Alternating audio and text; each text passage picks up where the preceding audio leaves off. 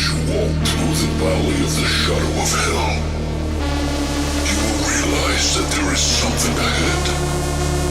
Something that lurks behind the dark veil.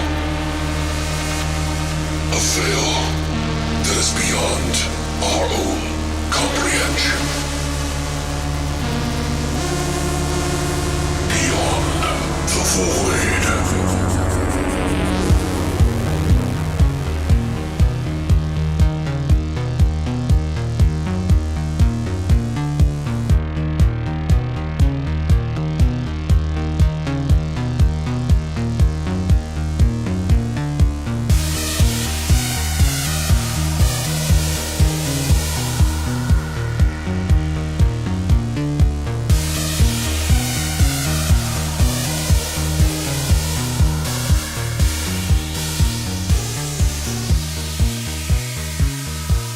What's up, guys, and welcome back to Beyond the Void Horror Podcast. Guess who's back? Back again. Oh, God. Guess who was back? So Britney's walking around with her new robotic legs that we've been talking about. Can you please tell us, have you been able to race anybody legally? No. Okay. Not legally. I challenged a police horse, but... We also have fucking Mouse in the studio, but I didn't hook up the mic because I'm a dickhead. Rude. Hi, Mouse. No, it was kind of impromptu. We weren't expecting to do this, but he's going to be taking our top 2018 shot with us today. So what we're going to do, instead of doing a horror shot, we're just going to take a shot, basically. Yay. So for those of you who know the Starship, or as I like to call him, Nick Bonaventura and Cass Eager, they actually came back from Chicago to come visit just this past Christmas, and they brought me a special gift, which was super fucking kind of you guys. I fucking love them to death. They're great. All right, here, pass them around. So, guys, if you don't know, there's a special drink out in Chicago. Ooh, why do I have two cups? I'll take the spilled one because I'm an idiot. Sorry, it might be a little wet on the side. I got excited. Ew. I was like, why are there two cups? Say hi, so Mouse. I know which one's which. Hello. We'll cut him out later. Just kidding. I'm just kidding. So, guys, Can you hand me that? let me just, before we take this shot, let me just kind of tell you about this. So Malort is a type of liqueur that is produced and bottled for Carl Jepsen Company. What are you doing? Christ. Are you tasting it already? No, I stuck my tongue in the lime juice. Oh, yeah. But it's made in Chicago, so it's a Chicago fucking tradition to drink this fucking bottoms feeding. I don't know what it is, but it is an acquired taste. Reel it in. I'm trying. Yeah, I know. I'm trying to be polite, but it says Jepsen Malort has the aroma and full-bodied flavor of an unusual botanical. Its bitter taste is savored by two-fisted drinkers. So this is to Cass and Nick in a new year and all the top 2018. I'm a two-fisted drinker, so... I am too. I don't know about this. By the way, if you guys drink this and you can get a bottle of this, it's not going to taste great unless you actually have an actual... I'm nervous. like a juice or something with it to take afterwards. Brittany's never had this. I have. Mouse has. So I told him he had to come in here to do the shot with us. So anymore, without any further ado. Oh, wait. Let me move the... Oh, shit. So fuck 2018. Here's to 2019. Thanks, Nick and Cass. Thanks. Let's see what happens. You ready? I fucking... I don't... You ready? No. Fuck it. Okay. You ready? Yes. Cheers. All right, chase it with the a little bit, not all of it. Ew! You don't have to drink the whole thing, Brittany. We're going to take another one. It tastes better with the lime, actually. Yeah, Brittany's, you can just tell the pure joy that's on her face right now. I don't know if she swallowed, you know what it kind of tastes like? Like medicine. Right? Yeah, that aftertaste doesn't go away, though. Like you just took some powdered aspirin and put it in your mouth. Yes. Doesn't it? Yeah. Like, yeah. All right, give me the cup. We're doing it again. No, not in a row. One more time. My eyes are watering. I don't want to get your germs on hers, you know. So wait, which one's hers? Fuck. Oh, God. Oh, We're all going to die. We're all going to fucking die.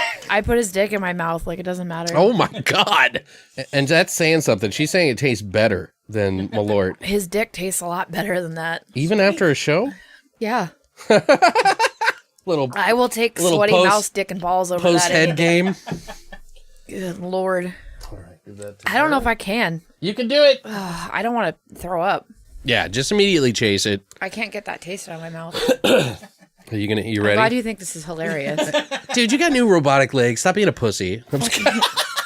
Fuck you. All right, cheers. Nope. Not cheersing you. I'll cheers to them. Thanks. Thanks, Mouse. Good Appreciate cheers, it. Al. I'm not Love you, cheersing brother. you. You're a horrible human. Yeah, it's going to make us feel weird, by the way, guys. So, Great. Yeah, no. I need a break. no, come on, Brady. Do it. Do it. can't. Don't think about it. I can't. All right. This is going to be the second throw up we've had on the show in about a 5, 4. Dude, I don't even care if you get it on the floor. I'll clean it up. Brittany, you're a fucking goddamn champion. Ugh, I know. I'm like a man. Yeah, we only have a little bit You've left. swallowed larger loads, Brittany. You can handle it. Oh! Fucking Christ. You guys miss my dick jokes? Like, they're back. Oh, they're still there. Trust me. I can't. I'm an 8-year-old, so. I think our fans like appreciate my dick jokes a little more though. Yeah, well, it's more. Yeah, it makes me feel comfy. That's for sure. I'm also 12. So. Well, that's why we brought you on, Brittany, so we can talk about dicks. Yay! It's my sole job. I have one job. All right. But one job. Thank you, Mouse, for joining us on this wonderful adventure. I just want like salty something in my mouth to get rid of. Mouse, pull your pants down. Jesus Christ! Not in here. Not in the sanctity of the studio. You can take a shit on the floor, you can puke on the walls, but you're not sucking a dick in here. That's a big difference. Like I can take a shit on the floor or puke on the walls, but I can't suck a All right, dick. yeah, maybe At you're least right. I clean up my own mess. Maybe you're right. I don't know. I wasn't thinking that out, but I don't want to see it. I don't want to see the goddamn I wouldn't shit. do it in front of Murray. I will never look at Mouse again the same. I won't even be able to kiss him again. I'm just kidding. I don't think you guys realize just how much fucking the huge undertaking it is for someone to do a top list, because anybody that's willing to do a top list generally wants to make it the epitome of the greatest movies that you can think of. But at some point you have to just let go and just kind of go with your gut. You know what I mean? Like, it's not that you're trying to appeal to everyone or anything like that. It's just like you want to be as honest and true to your feelings, and it gets muddled up when you've seen hundreds of fucking movies. Yeah, I literally went into this and went, fuck what everybody else thinks. This is my list for me for whatever reason. Right, and that's the way it should be every time. Yeah, like I don't care about what anybody else has to say about like, I don't like that pick, or why was that one number 4 when it should have been number 2? Or I'm like, no, Well, this is what I if like. you try to like appeal to anybody, then you're just going to piss somebody off no matter what. So it doesn't matter what you do. You just have to go with what you think. Hey, Murray, thanks for joining the podcast. Murray. You're going to want to eat orange slices when you come down from this. I'm just kidding. We're going to take you over to the chill tent. I was like, I saw oranges over there. Like, I will get one. Tangelos. I'm about to go crazy on one of those bananas in your kitchen. Are you feeling kind of amped up a little bit? A little bit. I kind of want to fight you right now. Holy shit! Happy 2019, I motherfuckers! kind of want to jump across this table and just like kill you in front of the green screen. Everybody's like, get on with the fucking show, I know. you pieces of shit. They're like, yeah, whatever. We know she's back. She's gonna make dick jokes. Move on. Move along. All right, guys. So what we'll do now is we're going to jump into our top 2018 horror movies. And we've got mentions. We've got our top 10 each. You're going to want to stick around for the whole fucking episode and see how we devolve into madness with these Malort shots. So without further ado, let's do our top horror of 2018. Right now.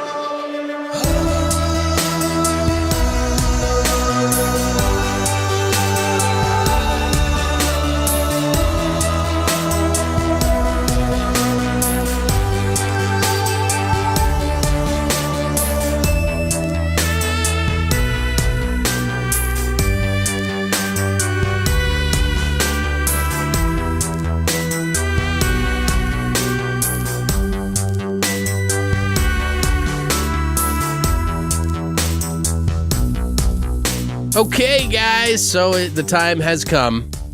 It's time for us to talk about the movies that tinkled our pickles and labias. Tinkled our pickles or tickled? I don't know. I'm a little fucked up on the Malort, I think. and only 2 shots deep, too. Like, what the fuck? Balls deep. Doesn't it make you feel kind of like giddy? Yeah. Just a little bit? Like I still want to fight you a little bit, so. we're going to wrestle, knock over the goddamn the computer and shit. Just be like, I win! It's my show now. But even though I don't know how to do anything. so we have a kind of an agenda of how we want to do things here, and we discussed how we were going to do them. So first off, we want to start it off with some of the movies that we felt that could have made the top 10 list but didn't, which technically means they could have been our top 15 or 20 choices but didn't make the top 10. Yep. So Could've. Britni, do you want to do the honors and kick one off with one of your movies? Well, first of all, actually, before we do any of that, let me preface this. 2018 has been insanely good for horror in different ways. Like, it's not the blood fist in the ass, like schlocky, crazy horror that you may be fond of, but it has been a very thinkative year, a thrilling year. And I say thrilling because there's been a lot of like borderline horror movies in a way, but to me, I consider to be very horror based because people die consistently. Like, what else is it? Is it a comedy? Is it Because people die consistently. yeah, like what the fuck? But it has been a great year. Like, would you agree? Do you Yeah, think- it really has, actually. There's been some years you'll sit there and you'll watch the movies and you'll be like, yeah, this is good. I can get into that. But you kind of like, you're like, oh, it's good. Like this year, it's like, wow, there has been a lot of fucking really amazing independent horror films that have come out. And like, we're really in the thick of the boom now. I don't know if we're at its peak, and I hope it just continues on for a couple more years. But shit is just flying out there for us. And I had a really hard time picking some movies. We tried to watch as many films as we possibly could. Did we see all of them? Of course not. Don't be an idiot.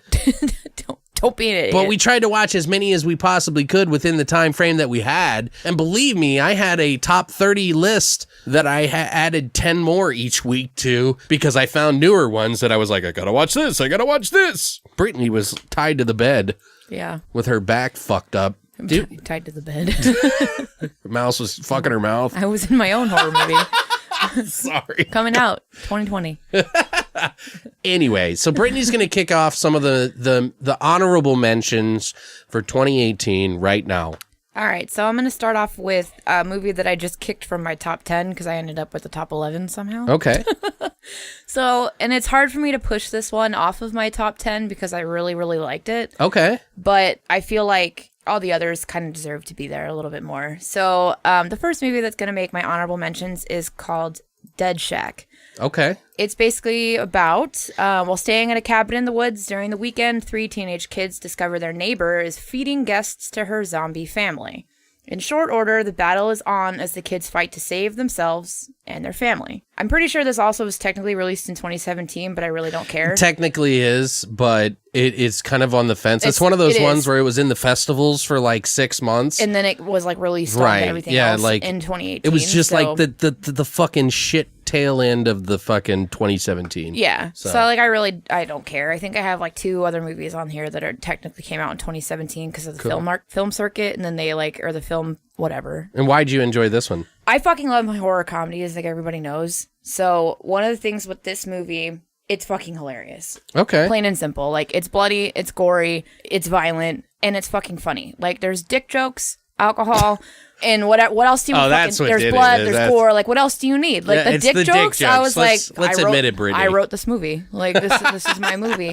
But it's what I didn't anticipate happening with this was that in its short run, because it's not a very long film, but you develop relationships with the characters really easily. So they did a really good job of writing their parts and with the casting. Okay. So you kind of like understand these kids really quickly, but then you fall in love with the one, like the brother and sister's like dad. Okay. Because he's fucking Right, so funny. I watched it. I enjoyed it. He's definitely. so fucking funny. But I think I watched it like earlier in 2018. Yeah, I don't know. Like it was like a gem to me. Like it was really hard for me to bump it from my top 10 just because I really fucking enjoyed it. And Right. there's one of the things that like you can really love horror movies, but sometimes you think about it, did I really enjoy this? Like, and this is a movie that I can go back continuously and rewatch and rewatch and rewatch and still love it. Where there's other ones where I'm like, yeah, it's like a one and done kind of thing. So this is a fun one. If you like fun horror movies, like those pizza and beer with your friends, like horror movies, this is definitely one of those. It's not one of the greatest fucking films to ever come out, but it's smart. It's interesting. It's different. They put a pretty fun spin on everything, and it's enjoyable, like from beginning to end. Okay. It has a good finish to it. Like it's good, and it has like these little bit of like you kind of see them coming twists, but at the same time you don't. And like one moment in particular like caught me off guard completely, and I was super bummed about it, but it was like necessary at the same time. So I don't know. Watch it if you haven't seen it. If you like horror comedies, you'll love this one. If you don't like horror comedies, I don't know what's wrong with you. But well, yeah. I mean, I definitely enjoyed it. I have a movie that I thought deserves a little attention. I don't think it was in the top 10, but I definitely think that it is a movie that you should watch. It has kind of divided people over in the UK a little bit. I saw a lot of like comments and shit about this movie, but for me personally, I really enjoyed it. It was called Await Further Instructions, about this family who is celebrating Christmas. One of the estranged sons comes back home after, begrudgingly comes home with his new girlfriend, who happens to be like another nation's, like, they get a message on the TV that says, basically you have to do this thing, and everybody's infected outside. We've locked you in your houses to prevent you from fucking getting hurt. And they have to follow these instructions on the television. The television essentially tells them what they need to be doing, which is a huge like subject about what we see in the media and like how it infects ourself into what we do. And it's kind of like a parable or whatever, parallel of like what we experience, only in the most dire situation.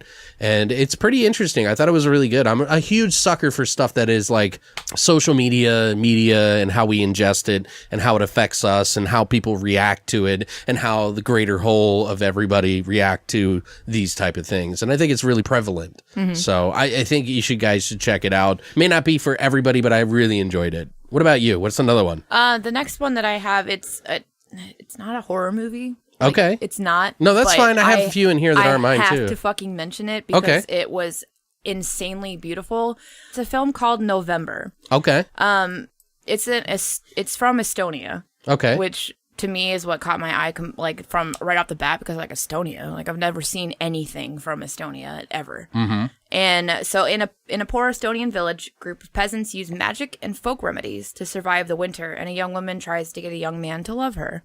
Right, so it's basically like this kind of romantic story, essentially, right? Okay. But what got me so much with this film is that it's all black and white, which is very fucking rarely ever done anymore. It's on Shudder. I think I know which one it is. Yes, I do know what it is. I almost watched it, but I didn't get a chance to. Yeah, it's based off of a book. It tells all these different tales of Estonian folklore and like rituals and buttcraft and witchcraft. Wait, buttcraft? Buttcraft, whatever. Probably buttcraft. I said blackcraft. Watch out for those farts. I don't know. But what it really boils down to initially is this dark, sort of romantic fairy tale. Okay. That is beyond a visual masterpiece. Like, from start to finish, this film is just absolutely gorgeous because everything that's going on is so atmospheric. And that was a big thing this year, I feel like, for 2018, is they really took all these movies and made them like these atmospheric horror films, and like they really dive deeply into your brain and your psyche, and I love that. There's a really big brood of like stuff bubbling. I fucking love psychological horror. Yeah. So I'm way into that. I'm way into shit that makes me think. And like this isn't a horror movie by any means. It's definitely more of like a fantasy, like but it's dark appealing. Thriller, like not even a thriller. It's just like dark fantasy, but it's beautiful to watch and it's interesting and it's a lot of dark imagery. Okay. And themes. So, it kind of fits and it's a little bit appropriate. So I watch it just for the krats alone. Like, and when you see it, you'll realize what a krat is. And those things are creepy as fuck. Well, They make deals with the fucking devil, you guys, like blood pacts that's pretty to interesting. make these stupid crat things. Like, it's interesting.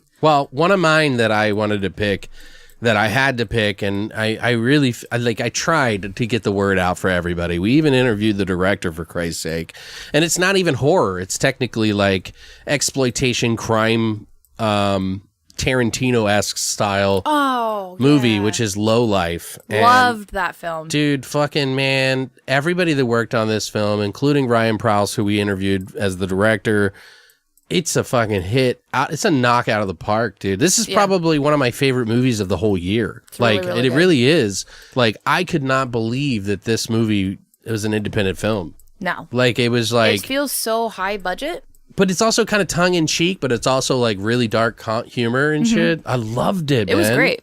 It was really, really Dude, fucking and I'm good. not just saying that, guys, because we interviewed the director. Like, I wouldn't have asked him to come on had I sought him out, because I love the movie so We much. watched the movie before you interviewed the director. Like, if this was a horror film, this would have been one of my, like, top 3 slot Easily. contenders. Easily. Like, you guys really need to watch this. I'm not going to fucking mention it again, because you guys need to just watch it and trust me on it. It's a good film. If you can get into Tarantino films, Yeah, you can get into you this. can get into this. And I don't want to compare it to Tarantino, but it's the closest thing that I could possibly try to explain. But it's way darker and fucked up than Tarantino, I think.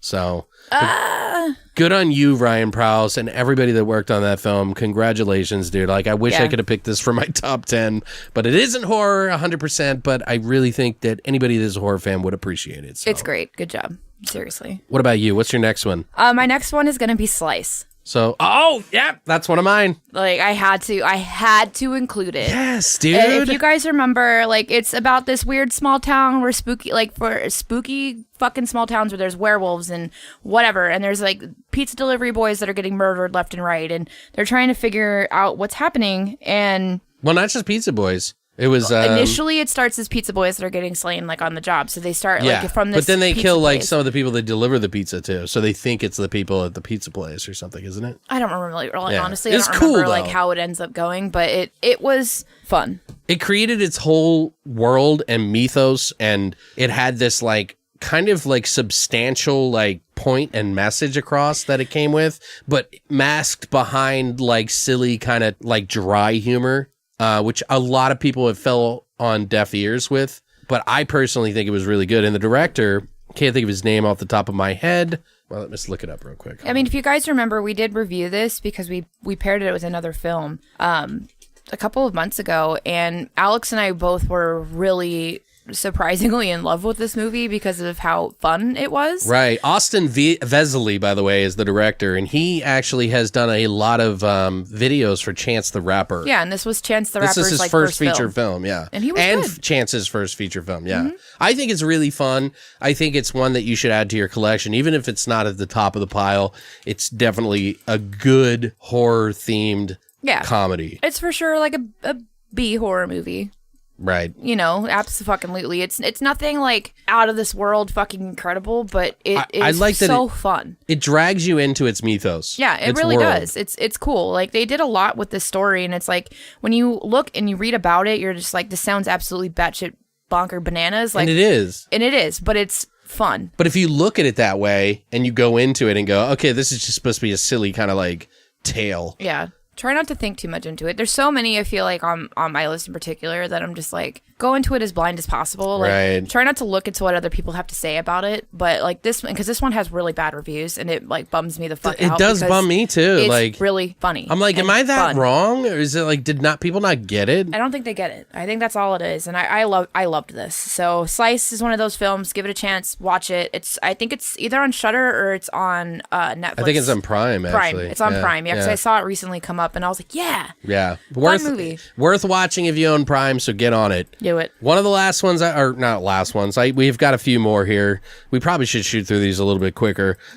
Suspiria 2018. I got to finally watch it. A lot of people have been asking me what I thought of it. I thought it was a good film. I enjoyed it. Did you watch it? No. Okay. I had to get it in there, and I figured since I know, I tried. you were like out sick basically. I tried, but I would watch it because I was just desperately trying to cure. I bought it technically digitally because I think it was like $15. So I was like, fuck it, I just need to watch it. Suspiria 2018. It doesn't make the top, but I would definitely highly recommend it. The director, Luca Guadagnino, who by all means took it in his own direction, which I think is the right choice.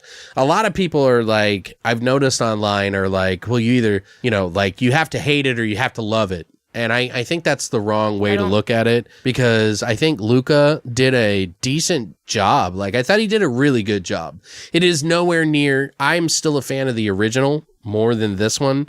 For many different reasons, but the vision that he had for what Suspiria was going to be, it is exposing of a lot of what Suspiria was about in the original film in a lot of ways. And like the movie just kind of starts off and just tells you everything right off the bat. It doesn't hide anything, which I think is probably pissed people off a little bit, because it is atmospheric, but it isn't like, Suspiria atmospheric. Even with the frontman of fucking Radiohead doing the music, he even borrowed from some of the score a little bit to make it. But I think what they did in the film, I thought it was really good. I think it's a viable movie to pick to in some form of top 20. I think it's worth watching. Dario Argento hated it.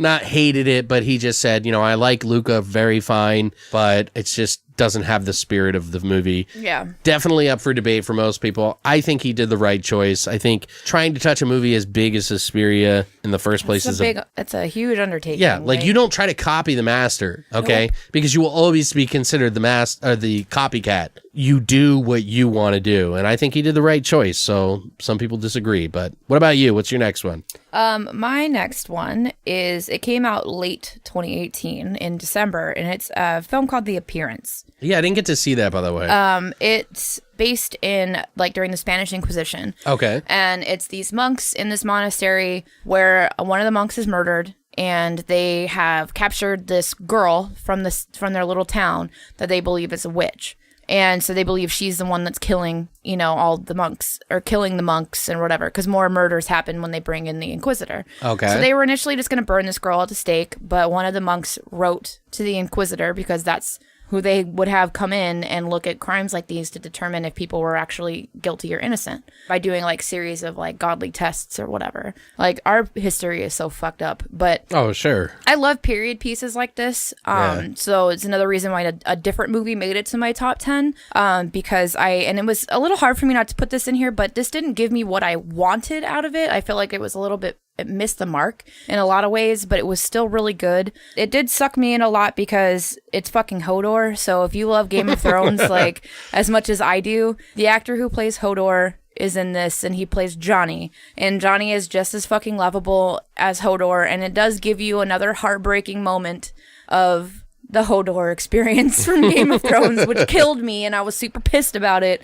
But it was still a solid film. I mean, you give me Plague Doctor masks and torture devices, I'm going to enjoy the hell out of it. The acting is fantastic. There's good gore in here, and it was just a fun story. It was an interesting story, and there's good creepy moments in it, too, that I didn't see coming. So I say give it a watch. It actually made, one person's list that I was reading, and that's where I was like, I never even heard of it because it came out so late in 2018. And it's barely hit the circuits. People are now just starting to kind of catch on to this movie. Okay.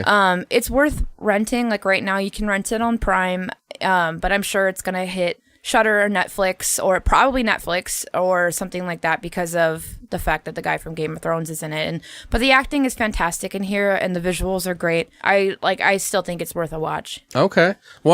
Speaking of period pieces, Apostle on Netflix was actually pretty damn good. There's some good acting. There's some good visual work there. A little bit of the CGI towards the end bothered me a little bit, but I definitely think it's worth watching if you haven't seen it yet on Netflix. If you have Netflix, what the fuck are you waiting on? Just watch it anyway. Get an opinion. I think it's kind of like a play on the witchery stuff, but goes a little bit more in the explaining why kind of situation, and these weird culty feel. So it has a little bit of a mix of everything, and that old blood sort of styles. But yeah, I liked it. I thought it was a good movie. It didn't make my top 10, but I think everybody should probably check it out. Do you have another one, or? I have one more. Okay. Which I feel like is going to surprise a lot of people of why this one made my honorable mentions and not my top 10. But this one is just, a little film called Mom and Dad. Ah, okay. And I know, like I really wanted 2 films from Nicolas Cage to be in my top 10 this year, but I just couldn't do it. Okay. I don't know. As much as I like loved and appreciated this movie, which I feel like everybody should be well versed in what this is about by now. If you're not, it's parents that want to kill their kids. Right. Essentially. And it states that it's a 24-hour hysteria. A lot of elements of this film that just go above and beyond, and it does play with one of the most taboo things in the world, which is the slaughter of children. Yeah. They do a really good job of like writing the fine line between this, of not getting not going too far into that, where some other films have, like more underground films that have taken that chance to like actually kill a kid on screen, which is, it happens. Okay. But this is not something that people technically like really want to see. So I was kind of surprised when they said, they released this movie and said what it's about. And I'm like, oh, fuck. This is going to be great. Didn't give me everything that I really wanted from it. And why it didn't make my top 10 is because of the ending. Okay. Fair enough. I've heard that complaint a lot, actually. Like it made me mad. It pissed off Mouse. Like Mouse was like the most upset about it. I think that like Mouse was just so pissed. Like he's still fucking bothered by it. Like he's really just like, okay. He liked the movie, but he's like, but the fucking ending. Like I just don't understand. And I'm like, I'm with you, babe. I don't get it either. So that it kind of pushed it out of my top 10 for me. But it's still a good movie. It's really funny. You get Nicolas Cage going crazy, which is one of the most majestic things that has ever been given to us here. Yeah, he's like a unicorn when it comes Everybody to that needs shit. to appreciate Psycho Nicolas Cage for what he is, because he's great. But yeah, I don't know. It just, I feel like if they would have ended it, like actually closed off the story, or just gave me a little bit more of a fulfilling ending, then I would have definitely been in my top 10. And I really thought it was going to be, because I wanted to be like, 2 of mine are Nicolas Cage films. Like, fuck yeah, go Nick Cage. But okay, they barely missed my top 10 here, but they didn't make it. One of mine, but it's so good. One of mine is Overlord, which I think is a good movie. I don't think it's a great movie. I still haven't watched it because I can't fucking rent it from anywhere. I don't want to spoil anything with it. I just want to say that if you are a fan of Wolfenstein, the supernatural version of it, the video game, you will appreciate this movie. The opening of the movie is amazing. Like, me and Christina were blown away by it. Like, the opening scene could rival any fucking war movie that you've ever seen. That's what I've heard. And it was amazing. Like, I was blown away by that. It took me places that I wanted to go, but it didn't push through that extra layer to make it great. So it didn't make my top 10 list for that reason. But I still am going to own it, and I'm still going to watch it a lot of times. It drags a little bit, but I think it's a really good movie. I really want to watch it. Like, I'm so bummed because I can't fucking find it anywhere to rent. Yeah. Pisses me the fuck off. I'm like, just let me watch this movie. It's been out for months. Like, I don't understand this, because I don't know. I wanted to see it since the fucking trailer. Right. But I never go to the theater, so there's that. Another movie that I want to bring up is a movie that Sci-Fi put out, and they actually released it on VOD before they aired it, I think, even. But it was Leprechaun Returns on Lord. Sci-Fi, yeah. Sci-Fi released a decent movie? And guess who did it? Steven Kostanski, who is the director of The Void. Really? Yeah, did this movie, and I did a review on this and everything, if you guys want to check it out on our YouTube. I'll have to give it a chance. I think it's a really good return to Leprechaun. If you can make it as far as like Leprechaun 3, I think, or 2 or 3, it kind of has a mix of like 1, 2, and 3 in there. Like I thought they did a really good job, and I think Steven Kostanski was a good choice. I think the guy who played the Leprechaun, which I can't think of his name off the top of my head, and I'm sorry I didn't write this down because it's just mentionables. I think it's worth a watch. I really enjoyed it. I'm definitely going to own it. I bought the entire franchise for like $15 on Amazon, other than that movie. Neat. Just because of it.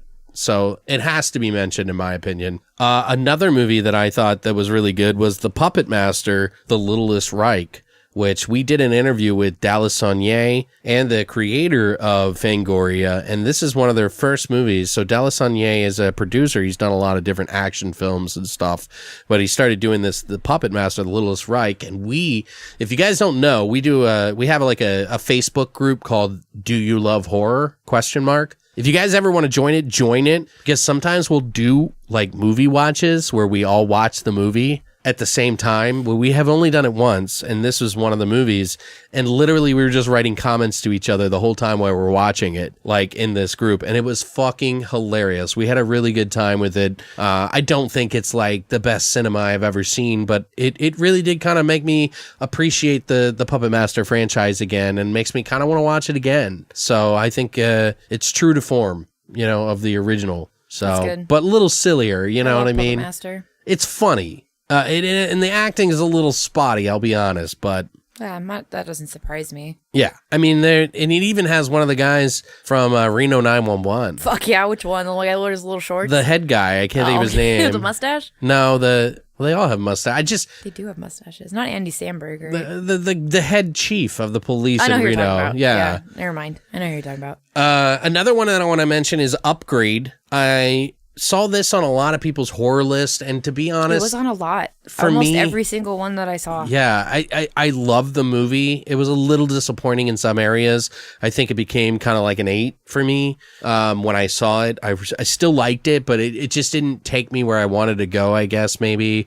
Personally, on a personal level, it didn't go everywhere I wanted to go, but I still love it. And I just didn't think it belonged in the top 10 because it's not horror. In my personal opinion, it's more of like a sci-fi thriller action comedy in a way, but I think it definitely is worth watching, and I'm definitely going to own it. So, and then last but not least for me, because I had like 10, she included one that I already talked about. We already talked about, which was Slice, The Ritual, which was on Netflix movie that I really enjoyed. If you like creature feature, like people in the woods, kind of crazy shit going on, magic and like fever dream, like shit changing around you all the time, I think The Ritual is a really good movie. It almost made my top 10. For this year. So I think if you haven't already seen it and you like witchcraft and like, people out in the middle of the woods and creatures, you'll appreciate this movie. I thought it was really kind of like outside of the norm, and I think it's worth noting. So I saw that on at least like 2 people's lists that Right. actually like made their tops, and then for other people it made their well, it mention. was the top of the list for a lot of people in the beginning of the year. Whenever it came out, it was because it was early in the year. Right, though. yeah, Like yeah. that came out in like there was a lot of good February. films this year. It was tough. Yeah, it was 2018 is like the comeback of fucking horror. Like This is the pinnacle of horror It's in the been longest time. in fucking credible, and it's like we have a lot to thank to the like revisions of older movies now that's like bringing that back. Right. But there are so many new original ideas that are coming out that aren't getting big theatrical releases, which bums me the fuck out because a lot of these are like Shudder originals, Netflix originals, Yeah. fucking like on Hulu. It's pretty crazy. or whatever. Times are changing. It blows my fucking mind where a fucking streaming service can have a better film than, what goes to the full, like, but that, I've always liked indie films more than anything Right. else, so I guess Well, it doesn't really surprise It's me. like the transition from newspaper to fucking television. I feel like almost everything that made my- radio to television. Yeah. It's just how we absorb the media. It's like almost everything that's made my top is not a theatrical release film. I don't know, like this was the year of Shudder primarily, and like big time. Yeah. And Netflix. Like, good job. All right, guys. So now we're gonna go ahead and jump into our top 10 of 2018 BTV style.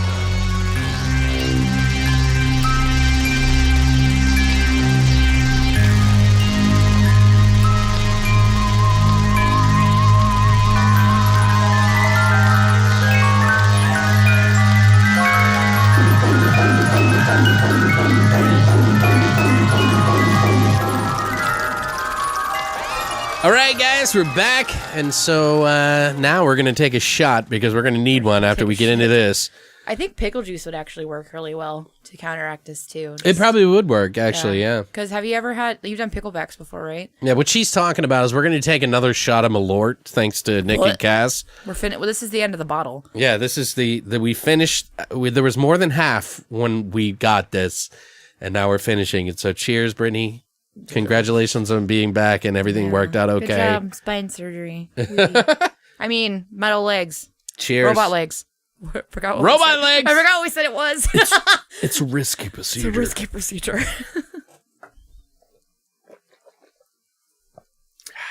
Woo! That's sour. I gave you extra just in case. I fucking love lime juice. Oh my God, it's terrible. I love sour shit. That's too sour. Nope. My butthole is blowing lime Butthole's rings. puckering. It's blowing lime rings out. Christina's she's gonna be like, "Are you cutting lemons or something?" Ew. I'm gonna hold on to the rest of this lime juice because I'm just gonna drink it. All right, guys. So we had to do a shot before we did our top 10. We had to. You've made it this far. I want to congratulate everyone for making this list. I know we're nobody, but to us, this is a big deal. This was hard. We spent a lot of time, and it was like a really stressful thing for me because it took me a lot of thought, and I really just had to grasp onto my gut, like what I felt like was a really good film. So since you've been away for a long time, why don't we go ahead and kick it off? We're going to go in order from 10 down to the top movie of 2018. So Britni, why don't you go ahead and kick it off? All right. The number 10 on my list was Pie Wacket. Oh, okay. Which almost didn't make my list, to be honest, but I pushed it up a little. It's about a frustrated, angst-ridden teenage girl who awakens something in the woods when she naively performs an occult ritual to evoke a witch to kill her mom. So I feel like most of us were angsty teenagers who hated or at least pretended to hate our parents. Right. However, I never wanted to summon a fucking demon to go after mine. So there's a big difference between me and the girl in this movie. It does seem a bit extreme. It does move a little bit slow, but they were overall pretty successful in mounting tension here. Okay. And I am usually pretty good about seeing plot twists coming from a mile away, but this one took a bit of a different turn that caught me off guard a little bit. Okay. It dives into the power of true belief and its potential outcomes, which I really, really liked about this movie because don't fuck with shit you don't know. Don't fuck with shit you don't know. First of all, do not fuck with the occult. Do not fuck with witchcraft. And while these kids are like the biggest fucking posers I've ever seen, it is really a little extreme. it was kind of insulting. Yeah, it was. That's me. what bothered me a little bit. That was the hardest, because it really was. To me, I look at this and I'm just like, the soundtrack for this movie is actually pretty decent. And that's the chick from It Follows, right? I believe you're right. The main girl? Yeah, I think so, yeah. But the acting was fantastic. Okay. Everybody in this movie, the lead, the mom is great. She's a great actress, though, and I can't think of her name off the top of my head. Either, but she's a good actress. The main lead chick, great. She was fantastic. She has to play all these different roles here, and she does a really convincing job at every single role. And every single hat that she puts on, she's convincing and she's solid. So, and I love the fact that it goes from every one of us that's had this moment, with our parents or even with another person, where you have this extreme fucking hatred for them because they did something that really fucking pissed you off. So you go and you do something shitty. Well, she probably thought it never was going to happen. It was just her way of outraging. No, because I would never think that would happen. You know what I mean? I don't believe in fucking God or a higher power or anything like that. Yeah, but you wouldn't want to fuck with it. No. Yeah. I'm not going to go perform a fucking ritual. And first of all, how she cuts herself for this too, throws me through a fucking loop. Yeah, that's some extra commitment. That right needs there. Stitches. Yeah. I watched that and I'm like, that needs fucking stitches. That's way too deep. Why would you do that? And that's how you're supposed to cut. Why would you do that? Just poke your hand and bleed a little bit into the milk, you dumbass. But anyway, that kind of sells again, how fucking angry she is. And that's what I liked so much about it, because it was believable. Okay. Her acting was believable. The story is believable-ish. But that's the whole point to me that came across for the movie, was to show what happens or what can happen when you really truly believe in the power of mysticism, magic. Magic or demons. Do you believe or the in occult. magic? Yeah, anything like that. And you know what? And that fucking pie wacket demon, please, creepy as fuck. Yeah, creepy as fuck. And the mom, the chick that's acting, she does such a great job of just being convincing that she's possessed as shit. Mm-hmm. And I love that. But that fucking demon, when it comes out from the back of the house, and it's just and its head's flipping all over the fucking place, and I hate shit that does that, by the way. And I know most of the time they actually use real contortionist actors, right? Yeah, to do that, which I fucking love. Yeah, it's Javier Botet. It's amazing. And the chick that was in the second season of A Series of Unfortunate Events that plays the I haven't watched it yet. so good. She plays the contortionist at the carnival. She's been in multiple horror films as well. Okay. And I love the fact that it's mostly like actual actors. I don't know if that's the case here, or if they use CGI or not, but I don't care because it was fucking unnerving. And I loved it. Okay. But the twist at the end is what really sold this movie for me. Like, it came around full circle, because before it was just mediocre. Like, I was like, yeah, this is fine. Like, that demon thing kind of was like, fuck yeah. Like, I'm into this because it's creepy and I don't like it. And that's fun. But then the end, I was like, holy fuck. Well, don't I'm not going to spoil spoil it. it. I want to so bad, you guys, but I'm not going to. But that fucking ending, like, that was like a punch in the gut. Okay. Can I interject with just a few thoughts that I had? Yes. I did watch the movie. I wasn't a fan of it. I felt like the main girl's acting was a little too stiff for my taste. Yeah, I get like like you said, borderline insulting when it comes to the whole like goth and like, you know. They were supposed to be like metalheads, and like to me that was like it was a little overdone. They're for like me. black metal, like heavy metal, and I'm like, that's come on. And it took a long time before a lot of this stuff happened for me personally, but you know, I can definitely see, and I think Kyle, our writer on the longlivethevoid.com, he wrote it as one of his top. So yeah, I really liked it. Surprisingly, like I didn't think I would because I was so annoyed, right, with their portrayal of like these kids. But I was like, sometimes little things like that really kind of hit you the right way. It really does. Sometimes it's the second viewing that you really kind of grasp like a thing, and that's why I try to rewatch every single movie that we watched. Yeah, you know, just to give it. Yeah, it's fair light. That's one of the reasons what like caught me up with like not being able to get some of the movies I wanted to because I rewatched them. Second time I watched them, sometimes it changed my opinion a little bit. Like it could have gone down or up, and that's happened to me. It moved some of them down for me or moved some of them up for me. Right. My top 10 is What Keeps You Alive. It was directed and written by Colin Minihan. Or Minihan. I don't know how to say the name, but I thought that this movie this was one of those movies that was actually off my radar for quite a while. It wasn't even until the tail end of me watching all of my top 2018 that I actually got a chance to sit down and check it out. So, one of the songs in the movies, which is like a remake of this person called Monroe Bloodlet, but there's a remake of it by Audrey that has been stuck in my head for like 2 fucking weeks. And like literally we even listened to it like right before we fucking recorded because I was like, I gotta hear this. It's really good. I don't know what it is. And like there's some errors in the music making, even in the remix, like that bug the shit out of me. Like one of the keys goes off and then there's like the like distorted vocals that they do. But I know there's like to kind of like... It's atmospheric. Yeah, it's like some sort of thing. But anyway, this movie, What Keeps You Alive, I think is a really, really good film, and it's about love and betrayal that I think is like pretty phenomenal, like for an independent film especially. It's got like gore, it's got the survival horror aspect, it's got a psychopath. It's essentially about 2 girls who've been married for a year who retreat to an uncle's cabin, and what unfolds there is psychologically fucked up, and like it really puts you and forces you to be in the position of like, what would you do if the person that you loved without a shadow of a doubt turned on you? Mm-hmm. And you don't know who it is at first. So it's really cool. Like I really like, and I won't spoil it for you guys, obviously, but I'll just say that, you know, one of the girls, she just switches from sweet to sour really good. Just like a Sour Patch Kid. She did it's unnerving, and there's some pretty, you know, some of the acting is a little, you know, at times, but I think overall the film stands out more than most films I saw this year, and that soundtrack is really good. The music in it is really good. It's pretty stylish.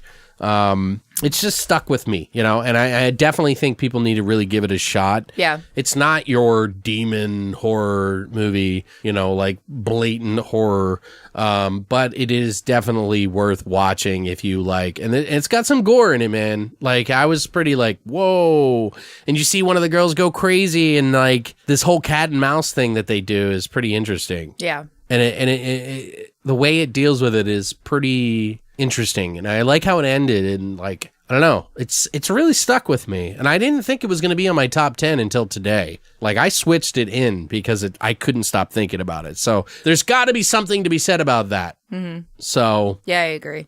What about you? What about for your number 9? Number 9 for me was Apostle. Oh, okay. Which, Alex... I'm glad that you kept your mouth shut about that a little bit. Yeah, Alex already talked about it a little bit, but it's set in 1905. The drifter on a dangerous missions to rescue his kidnapped sister tangles with a sinister religious cult on an isolated island. First and foremost, this film is fucking poetry. It is visually stunning and beautiful, which I loved. It is written and acted perfectly, and it's a period piece, and we already know that I'm a big old fucking sucker.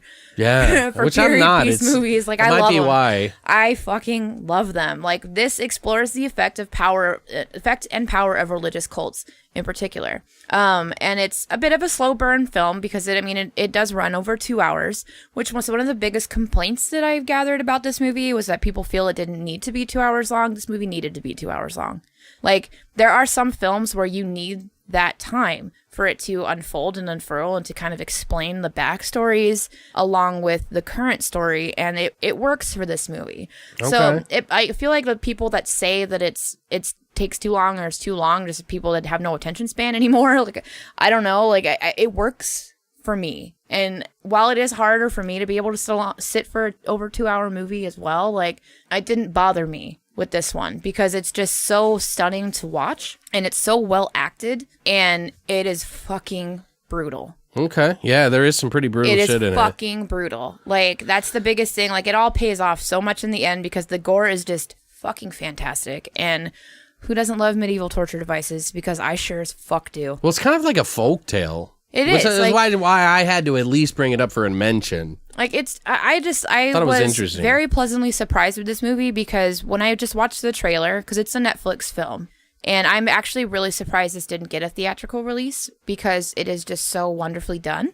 And I feel like this could be a major motion picture easily, so I'm surprised that it wasn't. But then at the same time, they probably wouldn't have been able to get away with the kind of gore that they do. Maybe, yeah. Maybe to a point. Yeah, probably a limited release. A little limited, or something. yeah. It wouldn't have been I don't know. But I really enjoyed this a lot more than I thought that I would have. Okay. Beautiful film. Give it a chance if you haven't already seen it. Alex talked about it a little bit earlier because it was in his mentions. Yeah. And rightfully so. If it's not in your top, it at least is one of these movies that you want to recommend to other people to watch. Right. Because it could, for me, it might be not the best, but for them, it could be. It could be. Especially because know. I'm very particular about olden time period pieces. Period pieces are not your thing. Period pieces are my thing. I love that shit. Even though I like Lovecraft, a lot of his stuff I can't really get into sometimes because I love Lovecraft, but I feel like his stuff can be adapted into more modern stuff because at the time it was very modern when it came out. But I don't know. It's just one of those things I just can't relate. No, I get that. Yeah. I absolutely get that. Period piece movies are really hard for people. It's they're on the fence or they're not. You know what I mean? It's just kind of one side or the other. I definitely did some research after it, and I didn't even do a review on it. Yeah, this is a fun movie though, guys. Yeah, I did it for my own sake, so it definitely is a good movie. It is. So that's a good choice. It's interesting. There's just one fucking scene in particular that's just ugh. Yeah. And it is so good. So fucked up. So fucked up and so beautiful at the same time. I'm just I know which one you're talking about. Good Lord. Yeah. And then how they end it, I'm just ugh. Well, Anyway. for my number 9, I had to pick Summer of '84, which has number 9 for you. Yes. Shocking. All right. Well, there's a reason, and I'll explain. 3 directors on this, by the way: Francois Simard, Enoch Wissel, and Carl Wissel. I assume probably French Canadians. It's yeah, but it's Canadian. I'm pretty sure. This was a movie that really did surprise me, though, guys. I had to put it off for a long time, and I don't know why. It's just one of those movies that I was yeah, and then I realized it was on Shudder. I was oh, why am I not watching this? Idiot. Anyway, when I finally saw it, I was drawn in. At first, I kept thinking, okay, this is by the Turbo Kids. The Turbo Kid movie guys, right? So this is going to be some tongue-in-cheek pastiche 80s fun, right? Well, it's got the 80s thing down pretty good, but not much in the Turbo Kid way, you know, especially because it's a little more serious. It's actually pretty suspenseful, and the cat and mouse play in this movie with the killer and the kids is pretty fucking amazing. I actually really enjoyed that. It did feel a little contrived, I will say, like, and this is where it kind of divides me on where it placed, but I still wanted to include it. It also felt like it ripped off a little bit just because the Stranger Things had come out. I'm not saying that it ripped from it at all, but you know what I mean? When you compare those 80s kids to these kids, like the Stranger Things kids have a little bit more characterization than these ones did maybe, but I feel like these ones are a little bit more realistic. Yeah, well, also, it's a little easier to do with Stranger Things, though, because that's a series. Right. Well, no, exactly. You get a lot more of their character. I understand where you're coming from, though. Also, I do feel that it does borrow a little bit from other films who have done similar things to it before. Yeah, with, you got like Suburbia. Disturbia. Is that what it is? Mm-hmm. Yeah, that's With the one Shia I was thinking. LaBeouf. Shia LaBeouf. That's the remake. LaBeouf. That's the remake. It was... Do it! You can do it! Anyway, yeah. I don't like that movie, so... I actually like that one. I saw it in the theater. There's the original of that, and then Shia LaBeouf, like, remake. Because wasn't the original like the 70s? There's a Disturbia maybe punk kid film, but it's not the same. It's a completely different story. I'm pretty sure I get confused with that all the time. Yeah. So, but I think, because this film feels a little borrowed, I enjoyed the characters, even though at times it felt a little, zany or lighthearted. I was expecting this to be kind of like a Stranger Things fun little thing, and then... you have Les Matos, who did the soundtrack that they did in Turbo Kid, which was phenomenal. Really iconic stuff there. I thought it was pretty good. It felt right in the film to me. The ending was fucking great. I was not expecting that. Nope. How dark that it got, which I actually adored, much in the same way that I did with the Mist ending. You know what I mean? Like, oh God, like it's tragic, and that's one of those kind of how life is. You know what I mean? That fucking movie ruined my life. Right, but that's what I'm saying. Like, I adored for that because it kind of like lets you know that, like, because like when you're a kid, when I was a kid, I looked at these movies and go, oh, everything's gonna end up wonderful. No, they're not. No, everything's not gonna end wonderfully. Nope. And I don't want to spoil it for you guys, but I really adored that. I think this movie would have gotten higher on my list, but because it did feel a little borrowed, it lands, teetering on the 9. If it had been a little bit more original, maybe it might have gone higher up on the list. But I think it's a really good movie. And if you want to rent it or borrow it or watch it, you can watch it on Shudder. So Shudder's been knocking them out of the park this year, let me tell you. Fuck yeah, they have. Jesus. What about you for number 8? Number 8 for me was Cam. Okay. So this is about a cam girl named Alice who wakes up one day to discover that she's been replaced on her show with an exact replica of herself. The thing that I love the most about this is that it gave me what I didn't expect. So it kind of takes you down this weird rabbit hole that leaves you going, what the fuck just happened at the end? Yeah. Right? And the ending to me was a little bit lackluster, but what and honestly, that really was my only complaint about the movie. Like, I didn't really love the ending. Okay. Like, I kind of felt like it was a little bit abrupt, and it didn't really, it closed the story, essentially. Like, it was all right, but it wasn't what I wanted, I feel like, from it. But I really, really thought that this was going to be another one of those typical, dangers of showing your tits to the internet for money movies. Right. But it wasn't. Like, they really took this strong idea and ran with it. And they did something pretty fucking original, I thought, with it. While I still think that that they got the idea from my friend Sky, who's a cam girl that does super fucking grotesque shows. Rotten Morgue, look her up. She's amazing.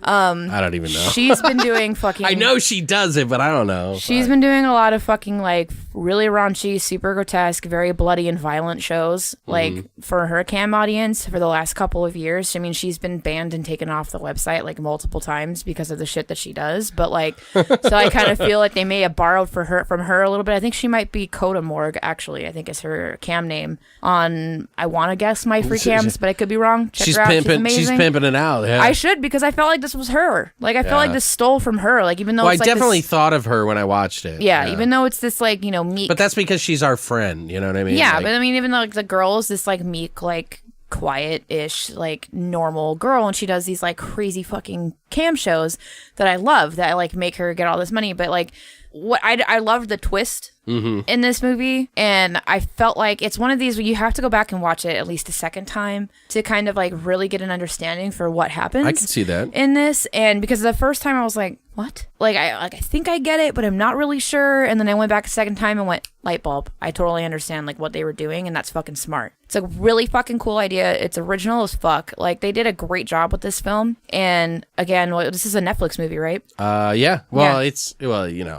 distributed by Netflix. Yeah. Good job, because it's fucking fantastic. I loved it. Like, I absolutely loved this movie, and I didn't think I was going to, because I totally thought that that's what I thought it was going to give me was what it would give me, and it didn't. It may or may not be. Completely different direction. It may or may not be on my list. We'll see.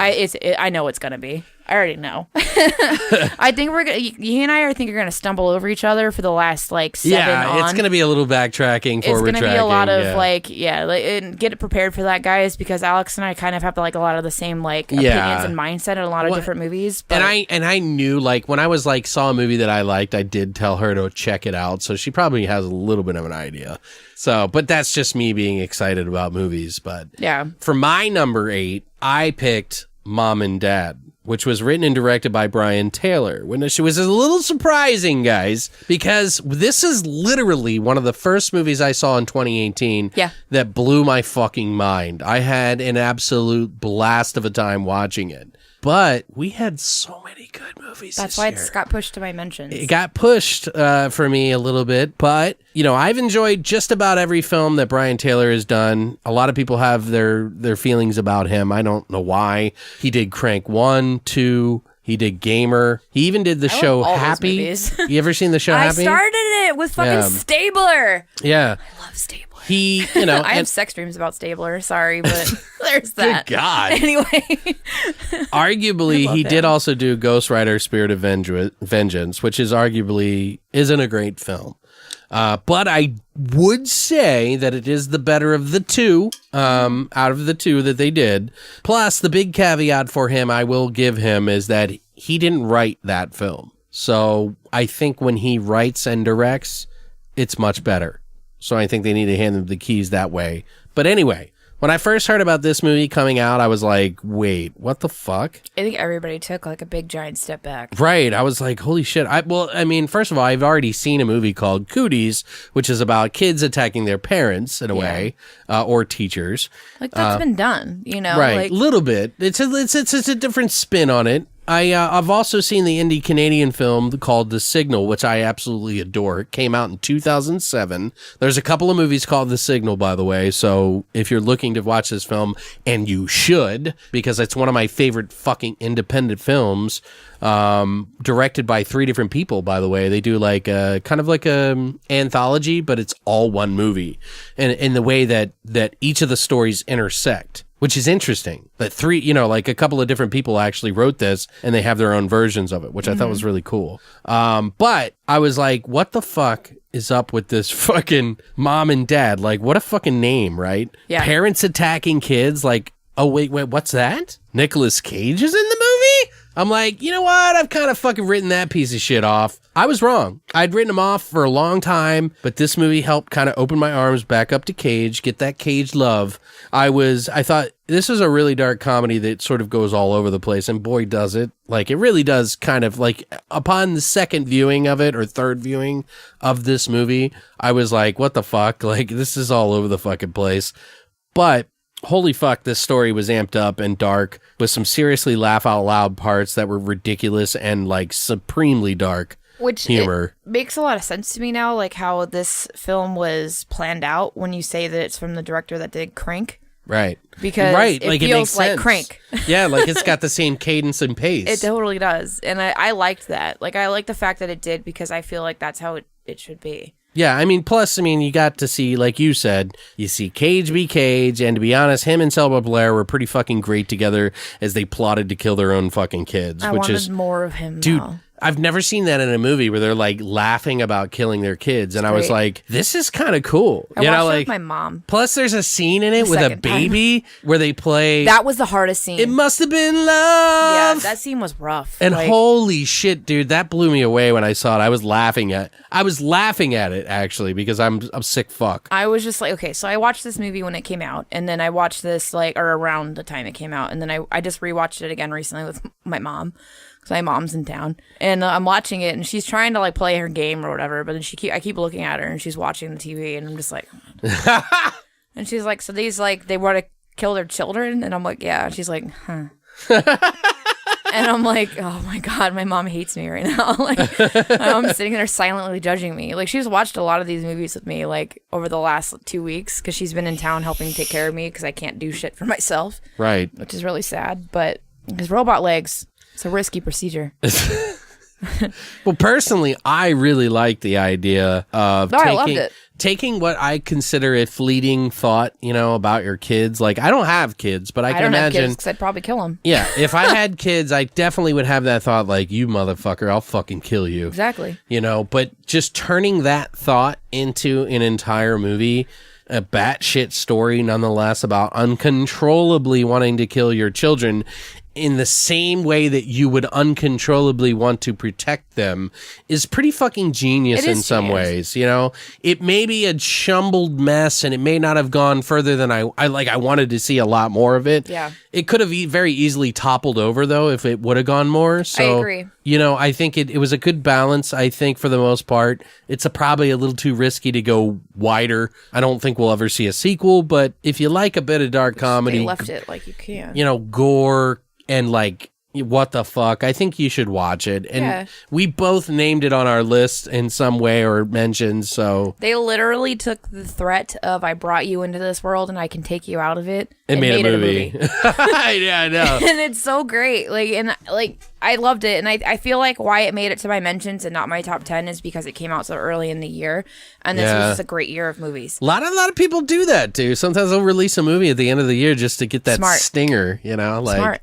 There's a lot of great films that came out towards the end of this year, and I feel like that kind of pushed it to make me be like, oh shit.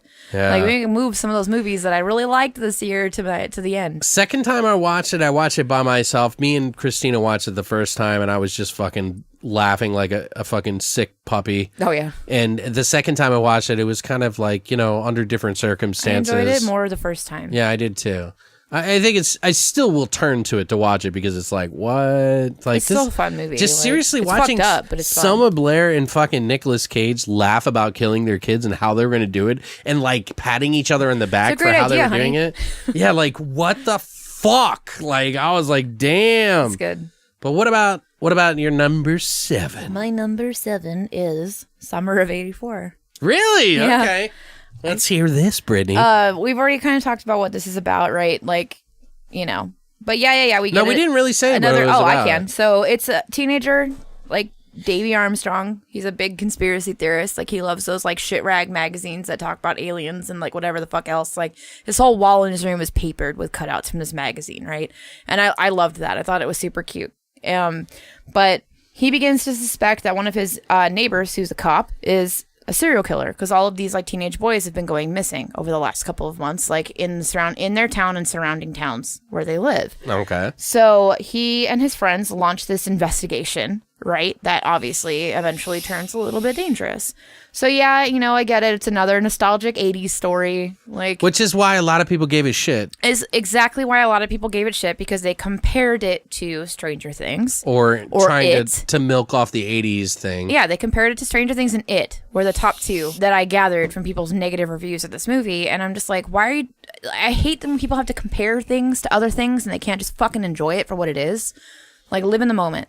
You know what I mean? Like, I understand the comparisons, but at the same time, it definitely borrows. So, I understand. It absolutely does. But this is not a fucking original idea by a long fucking stretch of a mile. But it's done fucking well. Exactly. And that ending. So, like, what I really appreciated about this film was, the 70s and the 80s were really where serial killers were branded. It became glorified, especially in the 70s. That's kind of true, yeah. The 70s were and if you haven't started watching yet, the Ted Bundy tapes that they just released yesterday on the 30th anniversary of his execution on Netflix, watch it. Well, it's incredibly appealing to delve into the mind of a madman, and especially back in the day when we didn't have like Jerry Springer and shit like that, you know what I mean? But this was like this. The 70s were really where the term serial killer was defined, and then in the 80s is when like the late 70s and 80s is when shit really fucking hit the fan. And this is when people started to realize that even your fucking neighbor can be a serial killer. Right. So that's what I really liked and appreciated about this movie is they took like actual facts from the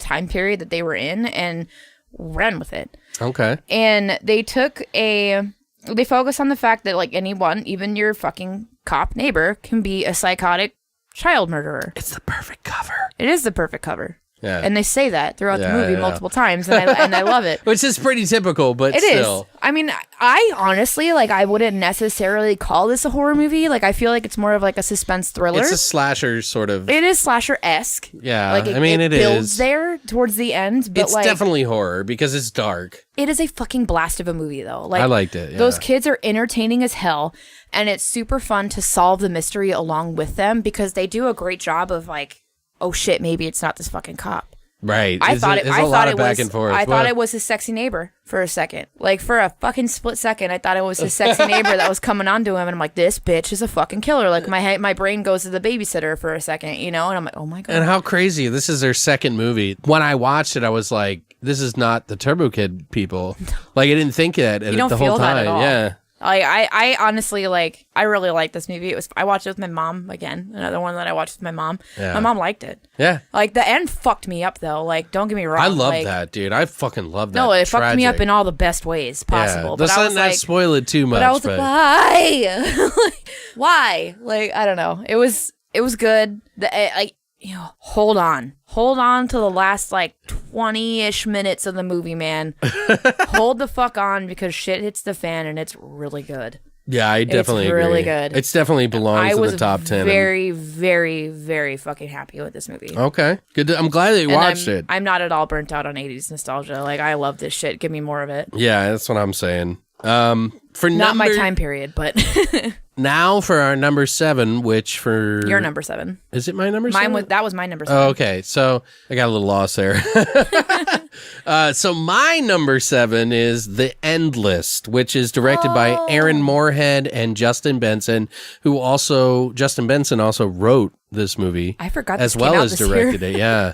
Holy shit. Well, and you probably guys, if you've listened to the podcast for a while, you probably know that I've always been a fan of the indie film Resolution, which they did. And it's a really, personally, I think it's a huge achievement in film for indie because it shows just how good a movie can be with a really good story in the right direction. Mm-hmm. And, you know, The Endless arguably could be horror or sci-fi or both, is one that I really enjoyed this year. It's a thinker. And, you know, without spoiling anything, and I think it's something that you need to watch after watching Resolution. So if you've never seen Resolution, please watch this after it. Yes. Do not watch it before it because you will have a indefinitely better experience. I think these guys have a lot of really, really high concept film ideas with a lot of suspense, mystery, and dark humor. And they really take your mind on a wild ride during and after the film. So it's something that you'll, digest for a long period of time, after a really good meal or really good movie in some way. But I've enjoyed everything that they've actually done. And to be honest, these are the guys that you should be rooting for in the industry because they push the genre in new directions that most filmmakers, I don't think, get a chance to do. Right. And somehow they are able to pull it off. And if you've ever watched any of the making ofs of any of their films, you see their trials and tribulations of how they got the money to fund it. I think their parents put up their fucking house on a second mortgage just so they could make their second film. And to me, that is some of the best passion that you can have. Whether you disagree with some of the acting, whether you disagree with some of the story, these are the fucking guys you need to root for. And now that I've finally got up off my knees and stopped sucking Aaron and Justin's dick, I wonder if they'll finally come on the show to talk about their next film called Synchronic. What do you say, guys? What do you think? I want you on here. Some of you follow me, but you can even bring your dog, for a backing track on the episode or something like that for special features. Because in the Resolution movie, they did everybody that was in the film did a backing track, and then they did one with one of the directors and their dog, and they just made him, I don't know if it was really their dog, but they had him bark at everything they during the movie. and they literally synced it to make them bark at specific scenes. That's amazing. And I listened to it. They were like, even when I wrote them on Twitter, they were like, I can't even believe you listened to that, the whole thing. And I was like, that's how much of a fucking fan I am, you motherfuckers. That's how much I'm going to suck your dick. Sorry. Yeah, it is true. Lord. But seriously, guys, like if you get a chance, you should check out this movie, but only after you watch Resolution. I highly recommend you buying it. I think it's even on Prime or Shudder or something. Yeah, it is. I actually am kind of sad that I completely forgot. No, dude, it's fine. I mean, it is kind of borderline horror, so it's understandable that it wouldn't be on everybody's list, but I had to mention it because I was really happy about it because I'm such a fan of Resolution. This was the perfect, like, pairing for me. You know what I mean? Yeah. So It was good. What about your number 6, My Brittany? number 6 is Revenge. Really? Yep. So you had it on there. I thought you said you did. weren't going to have it on I there. didn't say that. Oh, I thought you did. Nope. All right, go ahead. Not at all. This is about a lovely girl with a peach of an ass named Jen who is enjoying a romantic getaway with her wealthy boyfriend, which is suddenly disrupted when his 2 sleazy friends arrive early for an unannounced hunting trip, and things go incredibly awry. Yes. Yes, do. Yes, they do. They do indeed go incredibly awry. How awry do they go, Alex? Very awry. Yeah, very. First and foremost, girl fucking power. Yeah, oh, totally, yeah. Girl fucking power in this movie, because if I survived this shit, this is exactly what I would do. Like, I'm coming after all of you, and you're all gonna fucking die. Unless you kill me first. But anyway, what a fucking bloody good time this movie is, literally. Yeah. So, while there are so very many highly unlikely things that occur in this movie, like, most of the movie Yeah. is incredibly highly unlikely, I was able to set it aside to just like sit back and enjoy the ride, which rarely is something that I can do, where I can set the fact of like what I know the limits of the human body are. Being in the medical field, Sure. I'm just like, no. Fuck no. Absolutely not. Like, can't happen, won't happen. But I was able to actually just be like, never mind. Like, I'm not going to care about that because it's going to ruin this movie for me. Mm-hmm. And one of the things that's so brilliant about this is how it's shot. Okay, yeah. It's violent as fuck, but in like the best ways possible. Okay. Like, it is just a fucking fun ride. It's totally your typical rape and revenge story, which obviously, as we've talked about many a times in the podcast, is something that I do not typically care for. Sure. But one of the things that they actually handled with this very tastefully is the rape scene. Right. It's handled well. Mm-hmm. They don't show anything, and I did not expect that. I agree. Because I thought that they would have absolutely shown it with the... And it had just movie, as much impact. This is definitely like the next installment of I Spit on Your Grave is like what it really reminds me of. Right.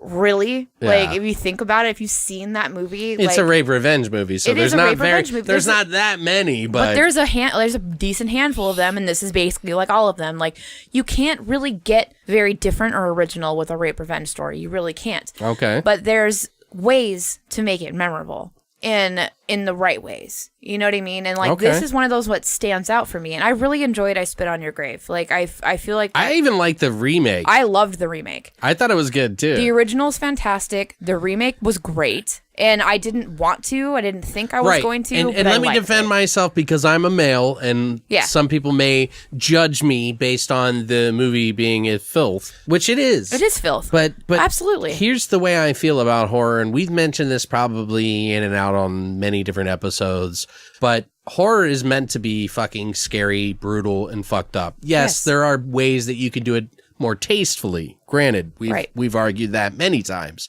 But those movies are meant to be, like, when I see a guy's dick getting cut off, like, that affects me just as much as it would a girl being fucking... Getting her tits cut off. Right, exactly, or whatever the fuck.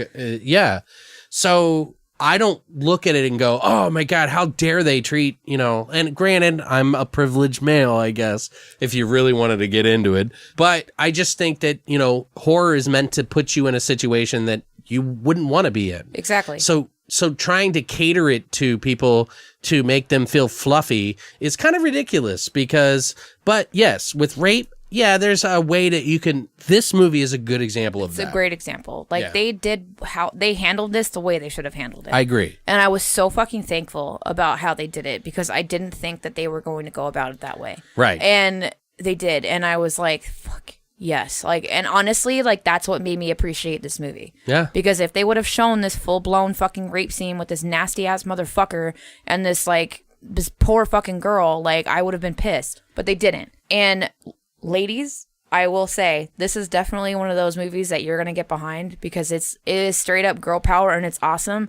And the end, like, is just so good and it's so emasculating to the guy because he's fucking naked and I love it. And he has a great ass, so that's also awesome. And you see his dick a lot. So I was like, fuck yeah, there's wiener in this movie. You know, I'm offended. Good. I'm just kidding.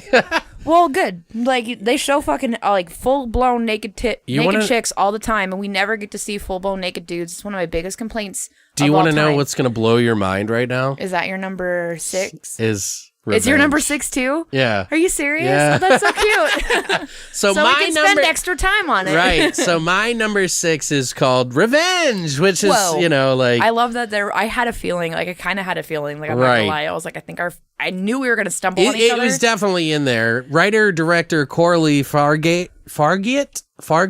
It's French. It's hard to say for me, and I apologize if I butchered it, but you're amazing. Yes. First of all, this movie holds no fucking punches like we've kind of discussed. It's a rape revenge film, which we've also discussed, that takes you there in the best possible way a rape revenge movie could ever go. And, you know, every step of the way, this girl is punished, taking you on a moral, horrific adventure, in my opinion. Seriously, I was so impressed with this film. It's got a huge set of lady balls, and I mean that as endearingly as I possibly can. Yeah. You know, watching Matilda Ann Ingrid Lutz transform on the screen is pure fucking magic. The way that she was written so is good. a little bit unbelievable, but it makes for great fucking movie magic, in my opinion. So I think Coralie did a great job. You see this girl get her fucking duly just desserts, every fucking bloody drop of it, and boy is it fucking graphic, like really graphic, which is so entertaining. Like, to see a movie have substance and be graphic as fuck like this is always a treat. And the music also by Rob in this movie, I really love. Yeah, the music's great. He's the guy that did the Maniac, the remake of Maniac soundtrack as well. Sense. And I have him on my playlist like crazy on Spotify. If you guys ever want to find a really good Spotify playlist, look for Dark Synthwave, Electronic, and more. You'll see a skull and crossbones with a pentagram. That's mine. Tons of really good fucking music in there, including Rob. Plus, this movie, like you said, is well shot. It's super stylish as all get out, and really super great choreographed scenes with all the action stuff. Yeah. Like, I was really impressed. You feel so good as she literally takes out all of her fucking anger on each one of these pieces of shit. It's pretty great. Like, if you've been waiting to watch this, you really need to check it out on Shudder right now, because Absolutely. I fucking Do it. It is definitely one of those movies that will stick out, in my opinion. Plus, it's almost like Mandy in some ways. In some ways. It like it has that style a little bit of it, not the Panos Cosmatos. It's not as thing. stylized, like, nearly, but it is very thought out. Yeah, And I love those cutaways to like silly things, like a rotting apple on a counter. yeah. There's a lot of You know? even when she gets out of the helicopter in the very beginning, she's sucking on a lollipop. Yes. to insinuate some sort of like, I deserve to get raped. It's like this Like, weird they did it kind of- intentionally. I have a feeling. Oh, I'm sure. Like to shed her in this light. Like, well, to also put you in that position, whether you're male or female, of like the sex, like, and not necessarily justifying rape. That's not what of course I'm not saying that. no, but they paint her in that light, like, the entire Right. time, which is probably one of the only things that I was kind of annoyed about is because they paint her that way, but then It's intentional. it pays off for the story. Like, Yeah. and it's pivotal to the story. I which think so too. I understand. I liked that scene because I thought it was like they were like, yeah, they were all like ragging about how hot she was and stuff like that. And then she's just having like, I don't want to spoil it. We'll skip over It's so that. funny because I was like telling Mouse, I was like, I mean, like, she's hot, but didn't do anything for me, which kind of makes But me you sad, know what I 'cause- mean, But I did no. like her butt. It was a good butt. I love. It's a good butt. She does have Jesus a peach of Christ. an ass. Like, if I was a little sad because like it looks real good in that first scene, and then like, Speaking of and then when she butts, puts those by the fucking booty way. shorts on. Speaking of butts, by the way, because I need a segue. What's your number 5? My number 5, The Night Eats the World. Oh, okay. That was a newer one you watched? Yeah, and I really, really loved it. Okay. It's, long story short, the morning after a party, a young man wakes up in Paris to find out it's been invaded by zombies. Like, there you go. It's another fucking zombie movie. Like, cool, right? But this day and age, you know, it's pretty impossible to make a zombie movie that doesn't feel so been there, done that. Or tired or boring, or just like, what else can we fucking do to make it any fucking way interesting? You know? Like, I feel like zombies have been so overplayed yeah. for a long time. And I didn't anticipate to really enjoy and love this film the way that I did, but the writers and the director of it somehow managed to give the viewer something new, especially in a overly saturated zombie world. Very. While this is more of a look into the deterioration of the human mind due to solitude, I do feel that we're still greeted with your classic zombie views. However, the best thing about this movie is that the zombies are dead fucking silent. And I fucking loved it. It was brilliant. To me, this is a brilliant fucking take on zombies. Like, I never would have thought to go to, like, to make a fucking zombie movie and be like, I want them to be quiet. Yeah. I want them to make zero fucking sound unless you're close as fuck to them and you can hear their teeth clacking against each other, and that is it. Okay. That is it. They don't groan, they don't moan, they don't do anything. And that takes them to this whole new level of terrifying. Okay. And I was obsessed with it. Like, it's a fantastically shot film that really dives deep into it's not so much of, yes, it's a horror movie, it has its horror elements, there are people getting eaten by zombies, like, there's a lot of blood, there's a lot of violence, like, whatever, like, right?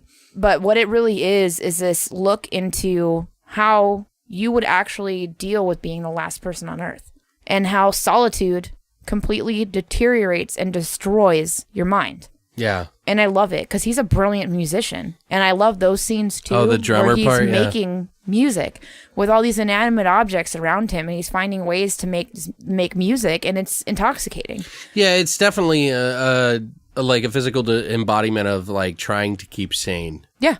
Which I like. But I will say, I don't know if you mind me interjecting No. here. Part of the reason it didn't make my top 20 per se or whatever is because I saw a movie that came out in 2010 called Rambach Berlin Undead, which is very similar to Oh, really? Yes. I haven't even heard of that. And because of that, it changed my opinion. It's not that I didn't like it. And I did see this on a few people's topper, higher lists or Yeah. whatever, a few people. I still think it's a great film. There's some things that it does better than Rambach Berlin Undead, 100%. But it just because that the idea had been done before, I and get that. some of the scenes seemed almost verbatim. It kind of bothered me a little bit, so it took me out of the movie a little bit. So, but that's my only thing. I get that. I like the whole elevator zombie thing and all that. So I thought that was really cool. Like, it was interesting. And like, if I would have seen that, I feel like I probably would have agreed with you. Yeah. Because if it is like so like verbatim-ish, I wouldn't say that it's would bug me. verbatim, but it is enough that it was distracting. I get that. So, just a British film versus a fucking, you know what I mean? Like a fucking German film, I guess. So, Yeah, makes sense. what about, so this was your number 5, right? Yes. Okay. My number 5 is Cam. Okay. So I made it higher up on the list with this one. Like she mentioned, it's a Netflix film. It's directed by Daniel Goldhaber. Goldhaber. I apologize if I've mispronounced it. It's also written by Issa Mizai. I was super impressed with this film, like you were. It has a really fucking strong message about women and sex working, tied into a really great horror sci-fi story akin to something of Black Mirror-esque style in a lot of ways, about the internal, external struggles of a woman in the sex industry. I love the story, and this one comes out fucking swinging, in my opinion, as far as the story goes. I was like, God damn, dude, like, this is really entertaining. And I went into this like, meh. I've known, and and we both know quite a few people that work in the sex industry. I used to. And it's not an easy work on or offline, by the way. It's fucking hard. I kind of loved it because it was the easiest money I've ever made in my life. But Issa Mazai, she actually is a sex worker, and she wrote this script, by the way. So she has an inside perspective that may be a little different than other sex workers in the industry, but I thought it was really, really authentic, and it felt very right. Yeah. And it came out strong. I think Daniel Goldhaber did a fantastic job of conveying her message with the style and suspense. I seriously, like I said, I went into this movie kind of thinking, it's going to be some annoying girl, whatever, I really just kind of cut it down before I even watched it. And I came out the other end empathizing with the work, and I compared it in some ways to my own personal aspirations with trying to meet goals, being in podcasting, music, fucking anything that I've ever wanted to do. And I empathize with the whole fucking thing. And, it's about the struggles that with the work that you do as to any job, really, in my opinion, with art, a job you want to create, and the struggles of dealing with your own personal discovery of yourself and the failures that you have and the inner voice that you have with yourself because of those nasty motherfuckers that say shit and do shit to make you feel like you shouldn't be doing what you should do. Oh, yeah. So I don't know how many times I could tell you that I would log in and I would get the same comment of, what did you fall face first into a tackle box? Right. Over and over again, or dudes that would just make fun of my weight or make fun of anything. It doesn't matter what it is. Yeah, if it's too sexual, it's too sexual. If you're too overweight, you're too overweight. Yeah, it was the easiest fucking money I've ever made in my life because I was the worst cat model ever. I was I'm not getting naked. I didn't even know you did it. Yeah, I did it when I lived with Emily. That's what we were doing. We worked out of a house. I didn't know that. I vaguely remember behind the apartments that we lived in. I went to that house when you left, actually. Remember you had a goodbye party? Yeah, we went to we worked at this house that was right behind the apartments that we lived in. Mm-hmm. And that's where we would record and do whatever. And it was fun. I literally was the worst cam model ever. At the very most, I would show my boobs. But I still made up fucking bank because dudes are lonely. Right. I used to get paid fucking $5 a minute for dudes to just sit there and talk to me about horror movies or video games. Right. And that was it. Sometimes I was topless, sometimes I wasn't. Or most of the time I wasn't, I should say. But they just wanted somebody to talk to, and that's just the way that it is. But yeah, every fucking day I would get a fucking asshole. So, for me, have been, because I worked in that world, it was a lot different, many, many moons ago when I did this, and a lot different than it is now. Don't feed the trolls, in other words. But yeah, don't fucking entertain them. But just ignore it. Well, and this movie deals with the trolls dancing, coming to you in a lot of ways, which is pretty interesting. But even though, I may not have worked in the industry that you have, and the people who made this movie have, I related to its story in some way that really, really struck a spark with me. And just the trouble of just dealing with any kind of thing that you want to do and all the people that shit on you, on the way there. So it made a really big impact on me.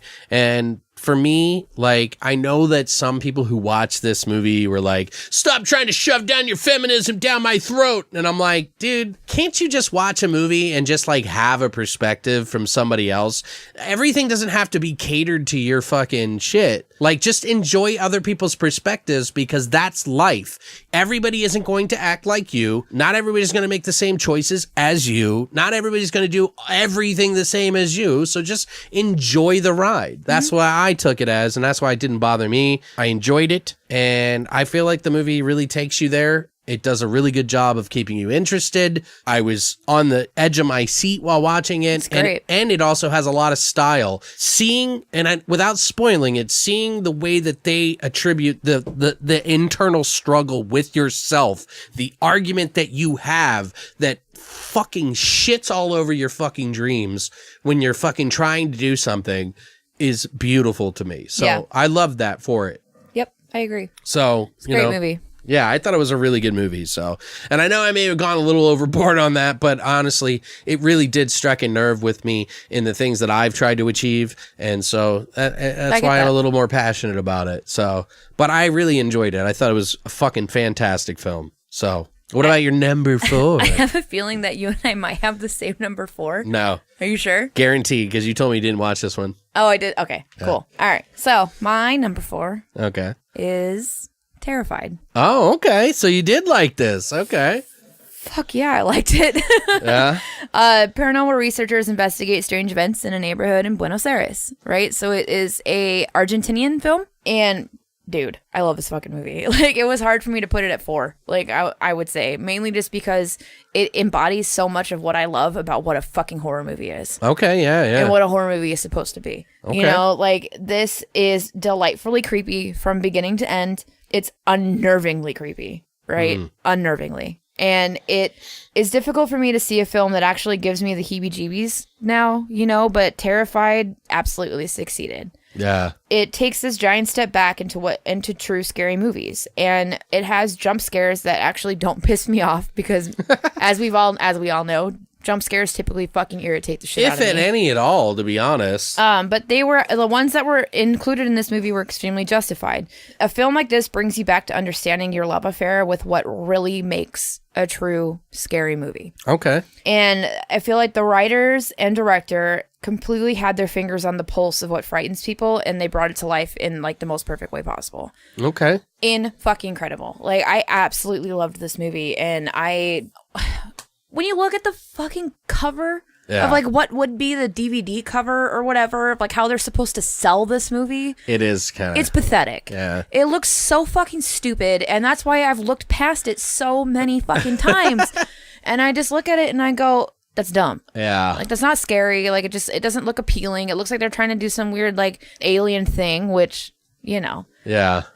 But it's just not appealing. That's the biggest thing to me. Is it looks like it's gonna be this. I like, gotta look artistic. It's but artistic, but it looks like this it's- like C movie, like fucking like. I think it's like the bait. Like, it's the bait Subpar. to try to sort of make you wonder what the hell it is for people like me. Which it did at first. At first, I was like, well, at first I scrolled past it like 3 times, and then eventually Right. I went back and I was like, all right, what's this about, right? So then I watched the trailer, and then I still wasn't sold. And I was like, I don't know. But then I had people like Nicole and people like you that watched it, and they were like, you should watch this. Yeah. Like, you should watch this movie. And I'm like, no, it looks fucking stupid. Like, it doesn't look good to me. Like, I don't know. But because they held back in the fucking trailer. Mm-hmm. They don't show everything. They barely show anything, actually, at all in the trailer to entice you. And I feel like that could be a little bit of a downfall for them because they're not going to bring in as many people to watch it as they should, because this movie was absolutely fantastic. They did a great job with it,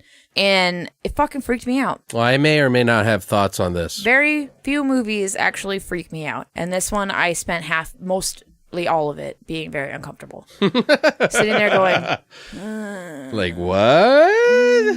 like something's gonna jump out at me, but then I don't know if it is, but I know it's gonna be weird looking because everything else is weird looking. Well, that was my face like the entire time. Was like, ugh. well, for my number 4, I chose The House That Jack Built. Oh yeah, that's right. You're right.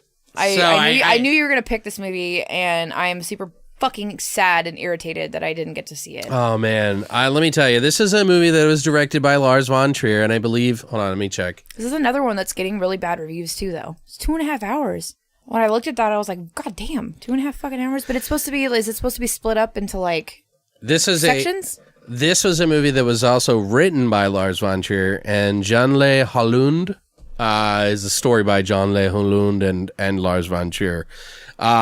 It is, I mean, if you've ever seen a Lars von Trier film, probably one of the bigger ones that most people like talk about is like Dancer in the Dark with fucking Bjork. That's one of the ones that they always talk about. And then there's one of the other ones that I thought is Antichrist.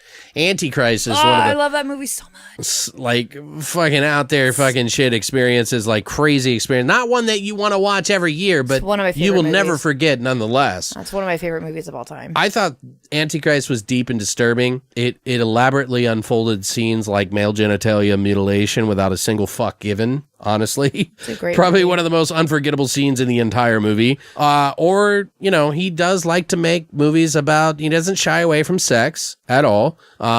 Which, to be honest, I still haven't watched Nymphomania 1 and 2 at all yet because it's just not my cup of tea, particularly. I get that. I have nothing against anybody that are into sex or anything like that, but it's not like I need to watch a movie about it necessarily. Jerking off to it's one thing, in other words, but, you know, it's Porn's just... one thing. Yeah. This is not. It's not, I mean, it'd be another. interesting to watch, and I probably should watch it, but with this one, with the house that Jack built, it was shocking, and it didn't hold too many punches back, although I don't think it's some of his most, like, extreme work that he's done, but it's always, you know, bound to divide his viewers like his films usually are. They make you question if you should be watching this kind of film or just outright fucking hate him and boycott him, which I'm sure some people are. But, you know, hate him or love him, you know, I feel like he pushes his genre a lot. Even if he's not even exactly a horror fan, so to speak, I think he takes you and the viewer to some pretty dark places. And to me, that is horrific. Yeah. This movie is no exception in that regard. And, you know, it's fucking pretty out there. Matt Dillon, by the way. I was going to say this is Matt Dillon, right? His performance in this is pretty much outstanding He's a good actor. and brutally scary, like unyielding scary.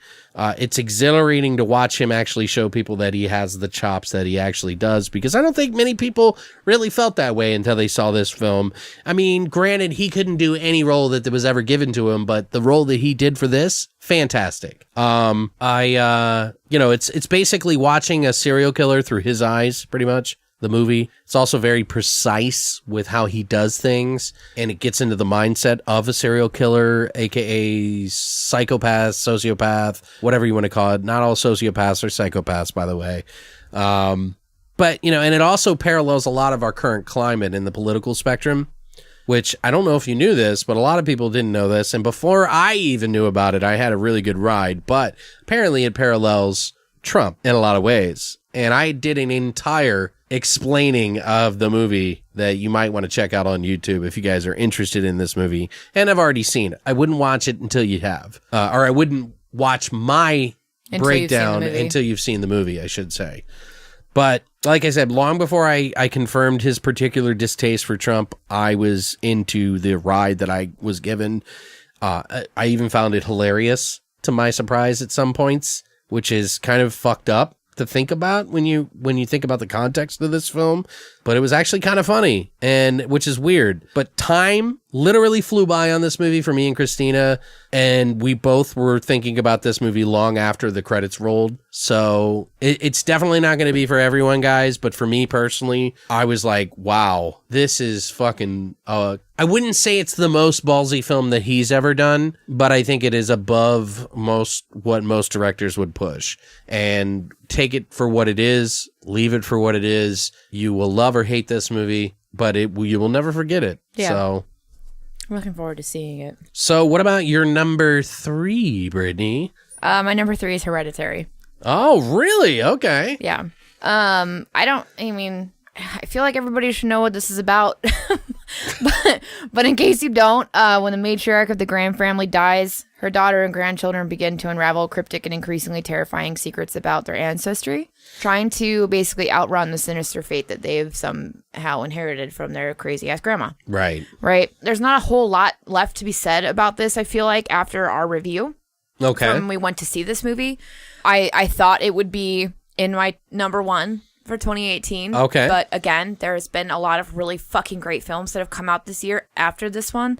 Sure. However, it is still one of the freshest takes on horror in the last decade. Yeah. At the very least, in my opinion. And it holds one of the biggest plot twists to me of all time, which occurs stunningly. It's done so well, and it's so fucking punches you right in the fucking face. And you know what's funny? I've actually had And people it's tell towards me the that they beginning. saw the entire movie coming. Bullshit. That's what I said. Bullshit. I'm sorry. And I hope Bullshit. you understand. I'm not going to name names, but I love you anyway. I'm just blown away. I'm calling bullshit. That anybody saw that movie coming. As somebody who was really good about seeing that shit come from Dude. a mile or two away, like I am. Every bit really of good. fucking release that they had on the movie was carefully selected in order to not spoil anything about the movie. It punched me in the fucking face. You guys. Right. Like this was the biggest punch in the fucking face I've ever received from a fucking movie in my life. Like I was I'm like, sorry to laugh, but if I had a dick, it would have punched me in the dick. Like Yeah. it was just like, fuck you. And I was like, what the fuck? Like I literally grabbed Mouse and was like, what the fuck? Like, holy shit. You know, like it was, and I still, like, I can remember it like it was yesterday. yeah. Like it had this fucking impact on me where I was like, what the fuck? You keep Like, saying words that are making me laugh a little bit Shut inside. but it was great. I just don't want to spoil it for those of you who haven't seen it. If you haven't seen it, You're stupid. yeah, maybe. It's on fucking Prime. Like, watch it. Do yourself a fucking favor. I mean, I watched it again, and it still hits me just as fucking hard. Okay. And even though I know it's coming now, and I'm still like, ugh. Ugh. Anyway, it hits you hard, and it fucking hits you fast, and it rarely releases the pressure. Totally a sex reference. You're welcome. Kind of a dick joke. It truly is one of those films that you just can't take your eyes off of, but Okay. you also really want to. Yeah. You really, really want to fucking look away, but you can't because it's so captivating. And it is done. Toni Collette, I fucking love her.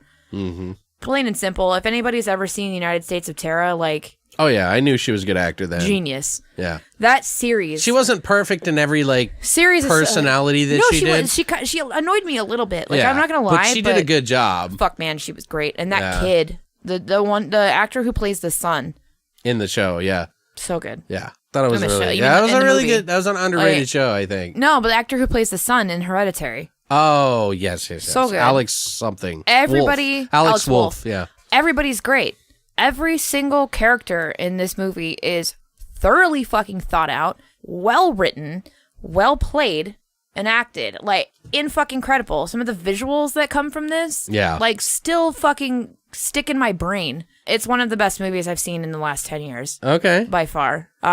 Absolutely loved it. Surprised it didn't make it further, but there's two other movies that I loved a little bit more Okay. for different reasons. For my number 3, and this was pretty tough because it was It tied gets really hard here because Yeah. my number ones are tied, guys. number 3 and number 2 were very close. I would have given it to this movie to number 2 if it weren't for just a few things. But this one I picked Terrified for, which is by writer-director Demian Rugna. I'm glad it still made your list because you worried me. 100%. You yes. worried me for a second of how you reacted to me saying it was number No. 4 because I was like, did you not put this on your I list? didn't want to fucking mention hell's it. wrong I didn't with want you? to. I didn't want to spoil it for the listeners. Okay. So this has to be honestly one of the best, one of the sleeper hits of the year. Honestly, Fucking good. I still keep telling people to watch this title. I think it's an amazing film. I absolutely loved it. I couldn't believe I was watching an indie film that had the cojones to not only terrify me, but nonstop barrage of suspense and thrills on me. And it did it all out in the open, which is really weird to me. And we've talked about this in our fucking discussion with Jason Smith of Sinister Cinema and the In the Mic of Madness podcast. You know, it's one of those movies that reveal.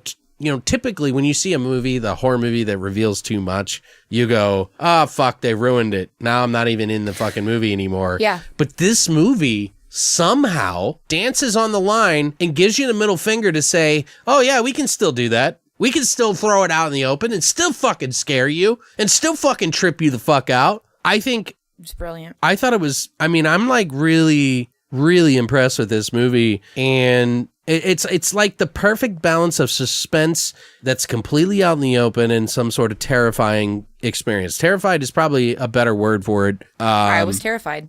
I will happily say that I get fucking Freaked me out. Which is funny too, because like I almost feel like it's either a happy accident that they were able to skirt this line so close and not push it over. Either way, Yeah.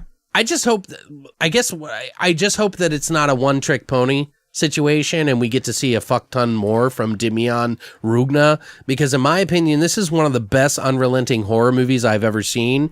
We got to see this year. Nothing short of a panic attack that, you know, it kind of sets off a panic attack every few minutes. Yes, it really does. Which is really ingenious. Like, I almost feel like you're either a genius or you just accidentally made one of the fucking most fucking suspenseful fucking movies I've seen to date.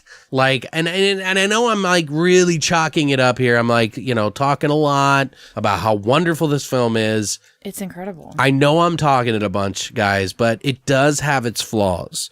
And some of the things that really bothered me in this movie was the CGI in the film was a bit schlocky. But I never really cared that much while I was watching this film. I didn't even notice it. I did, and that's why it gets a little bit lower on my list a little bit. But that's how good it was. The fact that I was able to overlook it. Plus, you know, it had subtitles, so I had to read, and I still was locked into this fucking thing and ready to pop every 5 fucking minutes. Yeah, I'm the opposite of you with subtitles. I love subtitled films because they draw me in more. Because I have to pay attention. Well, while it's hard to see what's going on the screen. That's what I was saying. Yeah. Like I get that because that's it's distracting a little bit. Yeah. With people like with subtitled films, but like I can. Oh, I have nothing against subtitle films whatsoever, Like, but I'm saying I prefer them. Sometimes you have to watch them twice when it comes to a movie this suspenseful. You really do. Because you're You miss missing plot points. so much. Like, you could be missing a little piece here and there. But obviously, Guillermo del Toro agrees with me and you. I know. Because he's funding a fucking remake of the film months making after an this English version. released. Which this is up on Shudder. I have mixed feelings about this getting remade I do too. because I am worried that the first one was going to be the best one, much like I feel Record was, or Record 2 for that matter. I've always compared it to that because it's just what they do in this film, guys. Like, I cannot overstate. This is a really amazing film. There is no reason this movie should have done as well as it did. And some of the CGI, including the very end, really bothered me. I get that. It bothered me big But at time. the same time, I didn't even care. But I didn't care because the ride there was so good. And I'm just like, Guillermo, what are you doing, man? Maybe just give him money to make another movie. But in the same respect, maybe the creator wanted to redo the first one because he didn't have the budget and he wanted to do it right the first time. And in the same respect, it's Guillermo del Toro. Yeah. Well, he's good at aesthetics, I will say that. And he's good at characters. He's good at establishing that. But sometimes I don't find his films to be scary. I have a big old heart on for him, so I have a hard on for him, but I have I get that. Like a child folklore sort of fairy tale I thing understand for that, him. but like Pan's Labyrinth and The Orphanage are two films that will always stick with me for the rest of my life. Aesthetically, those are beautiful films, but they did not scare me like this movie did. The Orphanage creeped me the fuck out, man. This movie is scary. This movie is more scary than any of Del Toro's. No, I completely agree. This movie's fucking terrifying. But so that's why I'm excited for him to take on something like this because I saw he was going to do the English version and I'm like, okay. I don't know, man. I don't know how I feel because this is so fucking good on its own that I don't feel like it needs an English version, just like we're doing an English version of Train to Busan. Why? Yeah. Fucking why? Leave it alone. But at the same time, like, I'm interested to see in what he will do because he doesn't make movies that scare me. Right. This movie fucking scared me. And so I want to see what he's going to do with it and what he's going to give to the fucking creatures. Now, here's one of the things that I'm worried or the about. Ghosts or whatever the fuck they are. You know what I mean? Like, I'm interested to see the take that he did. I'm sure aesthetically, if he can bring the aesthetics. And it's going to be fucking beautiful. And then he directs it and he does it his way, Damian or whatever, and he rewrites the story himself, I think, because he was a good writer. He's a really good writer. I think it'll be okay. We'll see. Now, I'm not going to count it out. Before we get to number 2, though, I have to say something, Britni. What? Britni said, and I don't want to ruin it for everybody, but what did I say? You said that your last 2 are tied. They're tied. You have to make a decision. I fucking hate you. You have to make a decision. I don't want to. It's okay. It's so hard. Top 2, you might as well say they're the same anyway, but you have to pick one because there's no way we can toss it back and forth. All right. Oh, they're gonna be different for sure. Because I know my number one is I don't even think on your it's not on your list. That's I fine. can like almost guarantee it, but it's fine. My number 2 is Mandy. Okay. It is so fucking hard for me to say that, you guys. That's my number 2 as well. What? Yeah. Is Hereditary your number 1? I'm not going to say. Shah. I want to know. It has to be because you didn't mention it yet. You'll see. You might be surprised. I hope I am. So my number 2 is Mandy. It's, Nick Cage, guys. Panos Cosmatos, like Cosmatos. Cosmatos, It's yeah. Cosmatos, yeah, because we fucked it up. I the always first say time so Cosmatos. magically. It's about the enchanted lives of a couple in a secluded forest that is brutally shattered by a nightmarish hippie cult and their demon biker henchmen, propelling a man into a spiraling, surreal rampage of vengeance. Right. It was so fucking incredibly difficult for me to not make this movie my number 1, you guys. Like, Yeah. I thought it was going to be my number 1 the minute I saw it, before I saw it. I think I know what your number 1 is. Up but until, you probably do, up until the other day. Like, this was my number 1 movie of 2018, right? Because I really wanted it to be. I thought it was going to be. It is both a visual and auditory feast. And then you get crazy ass Nicolas Cage to top it all off, and he is He's the cherry on top. sensational in this movie. Yeah. He is fantastic.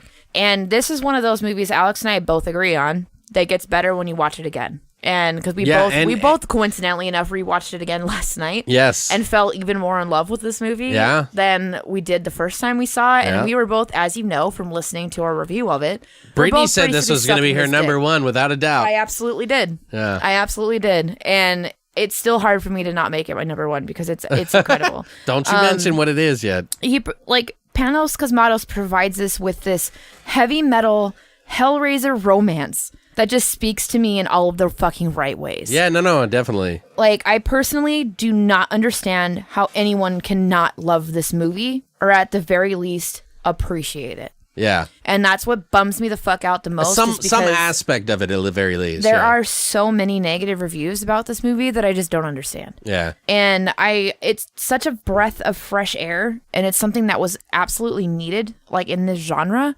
and for different ways. But it's very hard to come by in a simple revenge plot film to make something stand out and make it different and make it unique.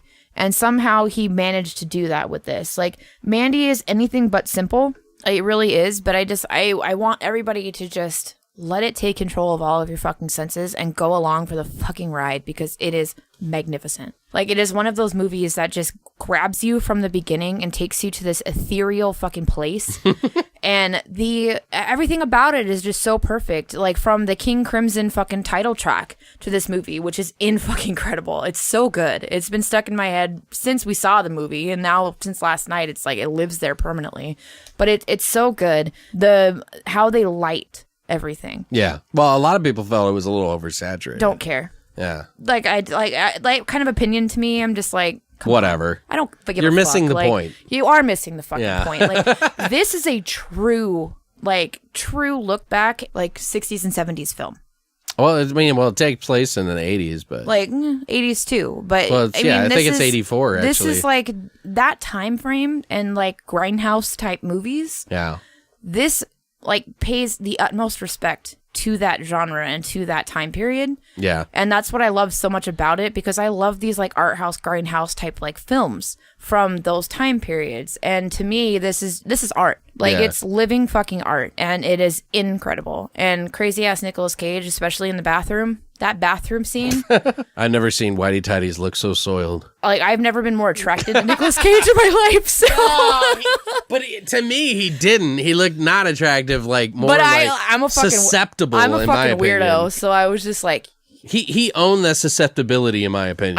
I love that, because he's so fucking vulnerable, and he breaks down completely, and it's so believable to me. Well, I thought it was a little fishy at first, but the second time I viewed it, I had no problem with it. Yeah, that was honestly like that's I think I was just paying too close attention when I first watched it, so I had you and I were like on the locked edge in. of our seats, Yeah. like not blinking. Christina didn't like it, but I loved it. Yeah, I love it. I thought you loved it more than me, but I think we balanced each other out at some point. I'm obsessed with this fucking Like, this movie. could have been lower on my list, but it went up, and for you, it went down. It went down one, Yeah, barely. just barely. It's still I still want to just be like, never mind, it's number one because Yeah. like rewatching it, I shouldn't have rewatched it because I was like set, and then I rewatched it and I was like, oh my god. You mentioned, and before I get into my little spiel here, you mentioned that like you've heard people say that they didn't really like it for X reason, Y One of my reason. really, really, really good friends who's like hugely into horror and like knows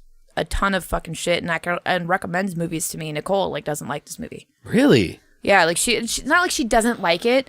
It's just it wasn't what she wanted it to be. It wasn't what she expected it to be, and so she was like, it's not her favorite. And I was like, what? And she explained it to me a little bit, and I get it. Makes but sense. At the same time, I'm just like, Well, what? This is what I was going to say. He's one of the freshest new visionary directors out right now. And I can't say that every single movie that he does here forward is going to be as good As the two as stuff. this one or Beyond the Black Rainbow, which is kind of up in the air for some people. I liked it. But I know you like it. But I think he has a very aesthetic, picturesque, and oftentimes twisted nostalgia of the 80s that really connects to me in a lot of ways, and I think is pretty amazing.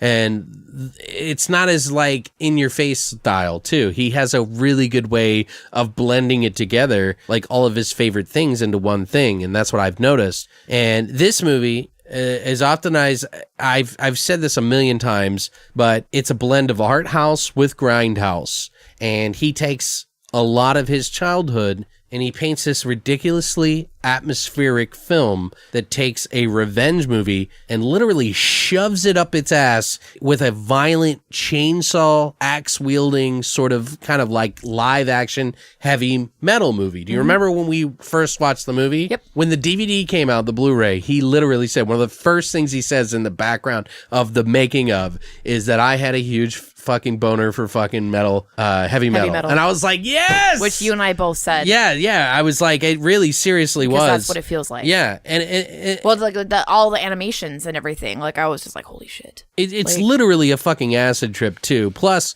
Linus Roach, who plays Jeremiah Sands, transforms I on didn't the... miss his dick the second time I watched it, by the way. Yeah, I took a good look at it this time. I did too, because I missed it the first time. I don't know why. I was like, is it really small? Because she has a good time with that.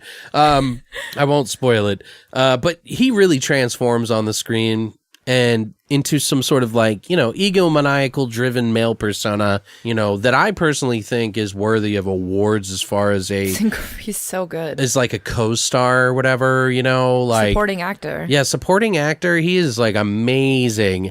I think Cage also solidified that I was wrong about him previously and that he has the balls to try some pretty great out there shit.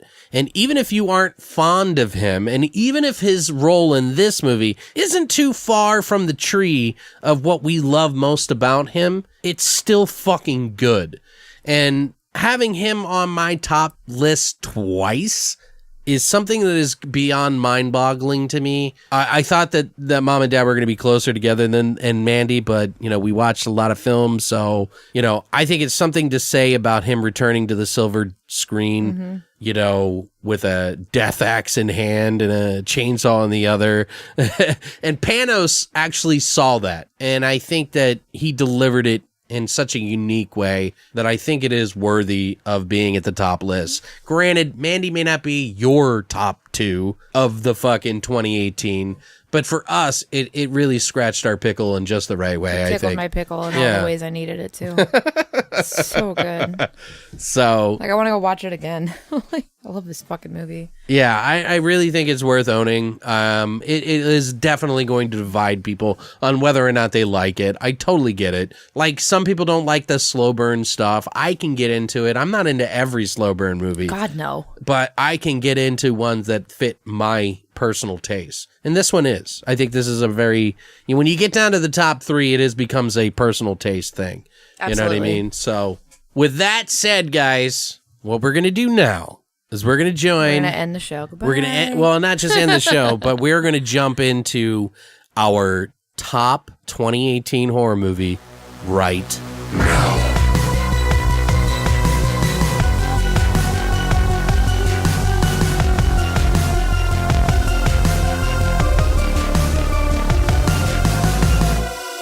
All right, guys. So what made our number one list this year? And I know this has been a long episode, but we wanted to give every film that we watched this year the credit that it deserves. And honestly, if we really wanted to do it justice, it would have been a 7-hour episode. But Britni, why don't you kick it off with your favorite movie of 2018? All right. My number one from 2018 is Incident in a Ghostland. Wow. Did you know it? I mean, I didn't know that it was going to be number one. Number one. I knew that you loved it, but I had no idea it was going to be number one. It was hard for me between this Mandy and Hereditary and Terrified. Like, honestly, my top four was the hardest. Yeah, for me to choose. it was really hard. I had to get really picky. Exactly. And so if you guys aren't familiar with this film, it's called Incident in a Ghostland or just Ghostland. And it is from the director of Martyrs, Pascal Laugier. I can never say his last name. Which is a little more tamer than Martyrs. Oh, fuck yeah. As I would it's a little put more it, mainstream approach. Martyrs is one of those that I don't really want to go back to continuously rewatch because you'll never forget. But I'll never forget it. If you're not familiar with this movie, which a lot of fucking people aren't, surprisingly, which shocks me because I feel like coming from a director of Martyrs, which was a pretty big movie, even though it's more like of an underground film, it's one of the bigger of like the underground type of like films. Mm-hmm. You know, if you're a horror fan, you've seen Martyrs. So in my opinion, like you should have seen it. Yeah. But so for me, it kind of kills me a little bit that this isn't more like on a lot of lists. And I feel like because a lot of people didn't know about it. Actually, I think Ken King of Do You Love Horror, our Facebook group, actually picked it as one of his favorite one movies. Of the only ones that I saw. Yeah. But this is about a mother of two who inherits a house who's confronted with murderous intruders on the first night in their new home. So she has two teenage daughters, right? They move into this aunt's house who's dead or whatever. Mm-hmm. And it's this weird ass fucking creepy house. And you feel kind of like this is going to be a haunted house movie, right? Yeah. Especially how it's like depicted to you. Right. But they encounter these two murderers. Their first night in the house, they've been there for like 20 fucking minutes and like instantly are like overwhelmed by these people, right? And then it cuts to 16 years later when the daughters reunite at the house again and things go fucking buck wild, right? This brings us another look into the director's fucking horrifying mind, right? Like he's one of the greatest directors I feel like of all time. Like he's fantastic. His movies are great.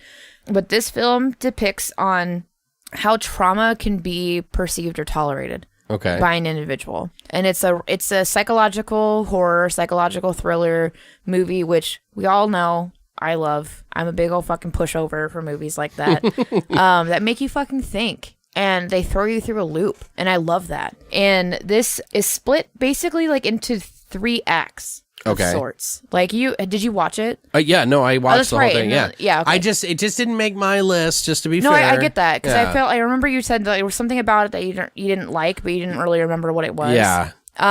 It would have struck me right away. I wouldn't have forgotten it if it would have affected me that way. Yeah. So I would have gone back to it if I even had questions. Really, totally get it. Yeah. But like it's basically split into 3 different acts, and rightfully so because you follow along the main daughter. Beth, pretty much throughout the entire film, like it's through her eyes is how you watch it. But it gives you this heartbreaking twist that's like towards the middle of the film. So during kind of the second act of the movie, you get this completely heartbreaking twist in this moment between the two sisters that really like rips your heart out of your fucking chest. Right, okay. And breaks you down. And it is done so well. It's a sigh, but of sadness. Like, you know, usually you kind of get this sigh where like this pressure is like released. This is a sigh of where you're like, holy shit. Like now you really understand what's happening in this movie. And you go, oh no. I wish I would have experienced it the way you did, but yeah, it just must be like a, you know, like I said, it's a personal. It is. Yeah. It absolutely is. And I'm just surprised this isn't on a lot more lists than it is. But like that same twist that comes from the middle actually answers a lot of the unanswered questions that kind of lead up to that moment. Okay. Where you're going, this doesn't make any fucking sense. Like, why would they stay in this house? Why is she not committed? Like, why this? Why that? Why this? Like, there's all these questions. I'm not going to. Okay. But there's all these questions that you're like trying to figure out in your mind that are like driving you kind of fucking crazy. And then you get this fucking crazy punch in the gut twist right in the center of the film. And like towards the end of the second act going into the third. And then you're like, oh no. Yeah. You know, and you go into this dark place. And now you're just kind of like trying to watch the movie and hope for a decent ending to it, but you don't think you're going to get one. I vaguely remember that. And I don't know, but the idea of horror is handled a little bit differently in this movie. Like, while there's gore and violence and whatever, like, and yeah, there's a lot of it. Yeah. Because it's a violent fucking movie, and there's a good amount of gore in here. But they take this psychological, like, aspect, like this route, basically, in this movie to make you feel something different. Like, they make you feel the dread and the fear from the characters, and they kind of take, like, it embodies you and puts you in that position. And I feel like this might hit women a little bit differently. It may, yeah. Than it does men, because this is something that can happen so easily and happens daily. Like, this happens constantly, like, throughout our fucking Well, you make me want to rewatch it. You should rewatch it, because it's fucking good, dude. Like, it is so fucking good. It's just powerful. Like, there's so many scenes in here that just made me kind of stop and appreciate them for what they were, because they're not fucking gory, they're not fucking violent, but they make you feel something, and they put you in the shoes of the characters and make you go, hell no. Yeah. Like I got so fucking uncomfortable in multiple moments of this movie where I was just sitting there, like, reeling to myself. Like, and there's been several movies that have made me, like, Martyrs is one of them, that has made me extremely fucking uncomfortable watching the original that I saw, I don't know if I saw the remake. I don't know if I saw that. But, like, it's good, and like, it's uncomfortable as I can't fuck. remember. Like, it's super uncomfortable. Like, any version of it that you want to watch is uncomfortable. Like, and there's a lot of horror movies like that are just unnerving and unsettling. And when you watch them, you're just like, ugh. This is one of those that's on a little bit on the lighter side of that, but I like that, and I appreciate that coming from somebody who did a movie such as Martyrs that's so in your fucking face violent. Yeah. And this one is more subtle and more psychological. Like, there are jump scares in this movie, but the true horror just comes out from how those two women play their roles. Yeah. The two young girls are so good, and it kind of jumps around timelines, I remember. It jumps, but it makes, like, when you, like, pay attention to the three separate acts and you look at them as three separate acts, it makes sense as to why it's jumping around time-wise, because it tells this different story, and I can't get into that without completely ruining it. Yeah. But there's a lot of controversy behind this movie. Yeah. A lot. To me, I feel like that's what's really, like, holding it back. It's what's really holding it back, and what's also really, like, gearing up the negative reviews that are coming at this movie is because people are looking into the negatives before they watch it. Well, what is the negative about it? Like, what is it's misogynistic, it's transphobic. I figured that might be what those it are the was, two biggest things, is that people are, well, besides the fact that one of the young actresses was horrifically... I know exactly what it is, because one of the actors is male-female sort of embodiment. Like, you don't know, it kind of rides the line. You're not sure, but they're trying to say that maybe you might be transphobic because you think that character is evil because of that. No, they just happen to be evil because of it. I don't think of it any other way. They're trying to paint it, and this is just what fucking bothers me, like, in general, with people who try and make something that's not there from movies. Well, that's an interesting perception that I'm glad that you're sharing. It's a lot of different things. Like, this happens in a lot of different movies, and especially from you, because if I were to say something like this, it would be, like, whatever. Yeah, no, and he's a dude. You're a dude. I get it. One of the biggest arguments is that this is a misogynistic movie because of the violence on women. Right. Have you not seen a fucking horror movie in your entire life? Because almost every single one of them is violence upon fucking women. Right. Always. It gets a little out of hand sometimes. I think people are looking... this is nowhere near. Like, not to get too crazy on this and too political, but I think because of the world that we live in now, in the social media world, people are looking for things to... not necessarily, I don't want to say boycott. They want to get behind things, good causes, so to speak, because that is like their way of, getting out there and having a voice and, whatever reasons. Some people have it for nefarious reasons. Some people don't. But they all have a voice to shout out about this one thing. And sometimes, even though they don't know the answer of why the person did this, and there may be a very valid reason, they could be overthinking it too much, and really it's a story about them overcoming it. Right. instead. So I totally understand and get it. Yeah, like those two things, like It's interesting to hear your point of view from it because, being a female, to be honest, and I forgot about all the controversy on this because it had been a little while. It's been like 5-6 months, I think, since I saw it. Yeah, and it's been like that's really what's holding this film back is the amount of fucking hate that it's received. And I was like, now I have to see this fucking movie. Like I read about this and I'm like, I have to fucking see it. I forgot all about it, yeah. I need to know what's fucking pissing people off so much because I remember like when a Serbian film had everybody in a fucking uproar. And I was like, why? I need to fucking see this. And then I watched it and again I went, I don't get it.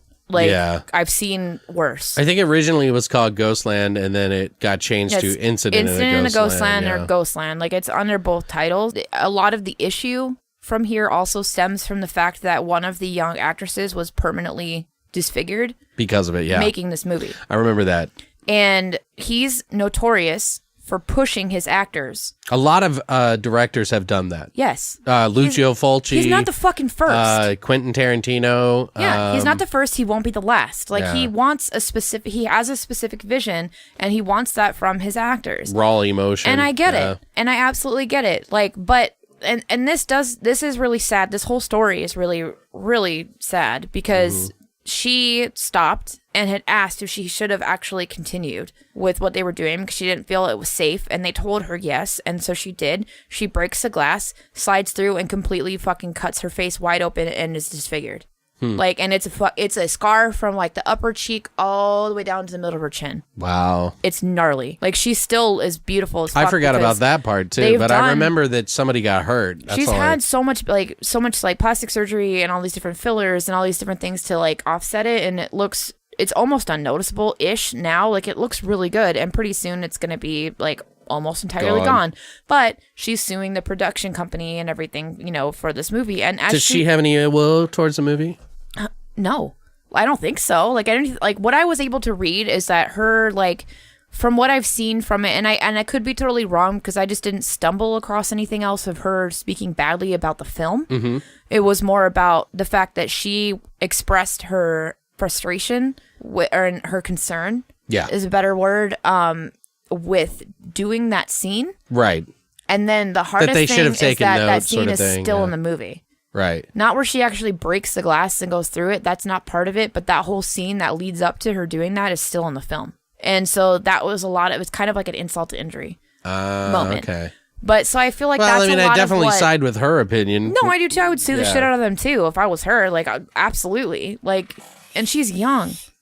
Yeah, she's a fucking kid, and she's an actor, and she's completely disfigured herself. You know what I mean? Like, and that fucking sucks. Like, that's her fate. That's her fucking moneymaker. Like, I absolutely understand, and I would sue them too if that was me. But that shouldn't take away from the beauty that is this movie. Like, I really liked it, and I didn't think I was going to. Like, it's a rough subject.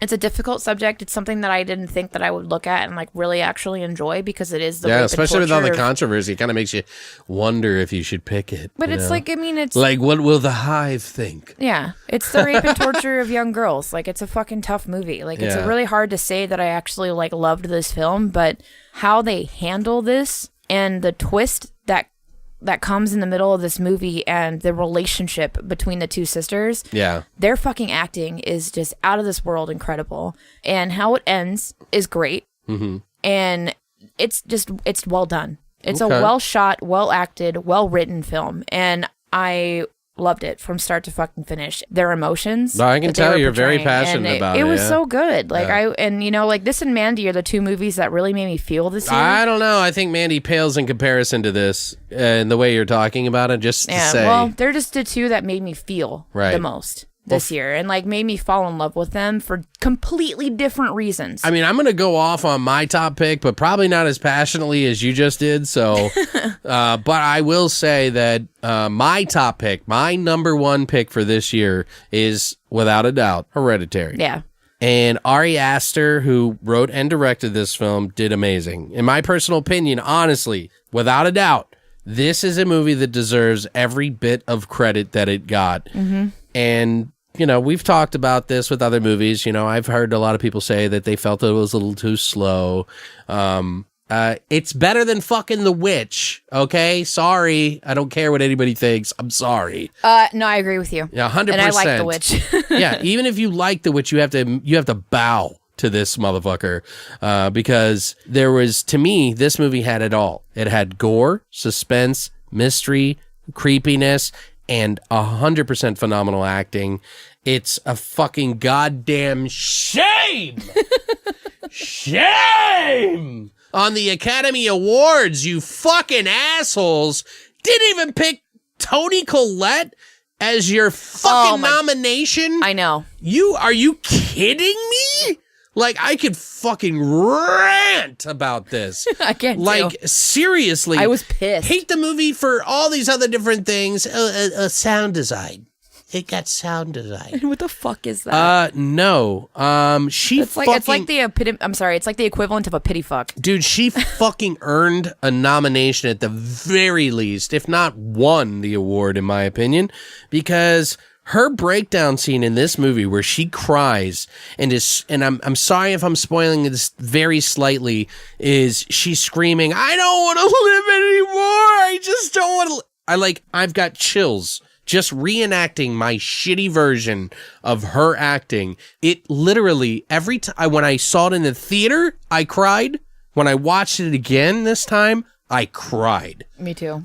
And I tried to hide it, but I'm not even ashamed of it. That should be an accomplishment for any actor to make you feel that way. I'm welling up as I speak because of how tragic that fucking scene was for her. And it is chokes me up, seriously doing it. And I don't know, man. I'm sorry, but this movie specifically, especially for her, to make me feel anything for her or a character in any movie like that was just amazing.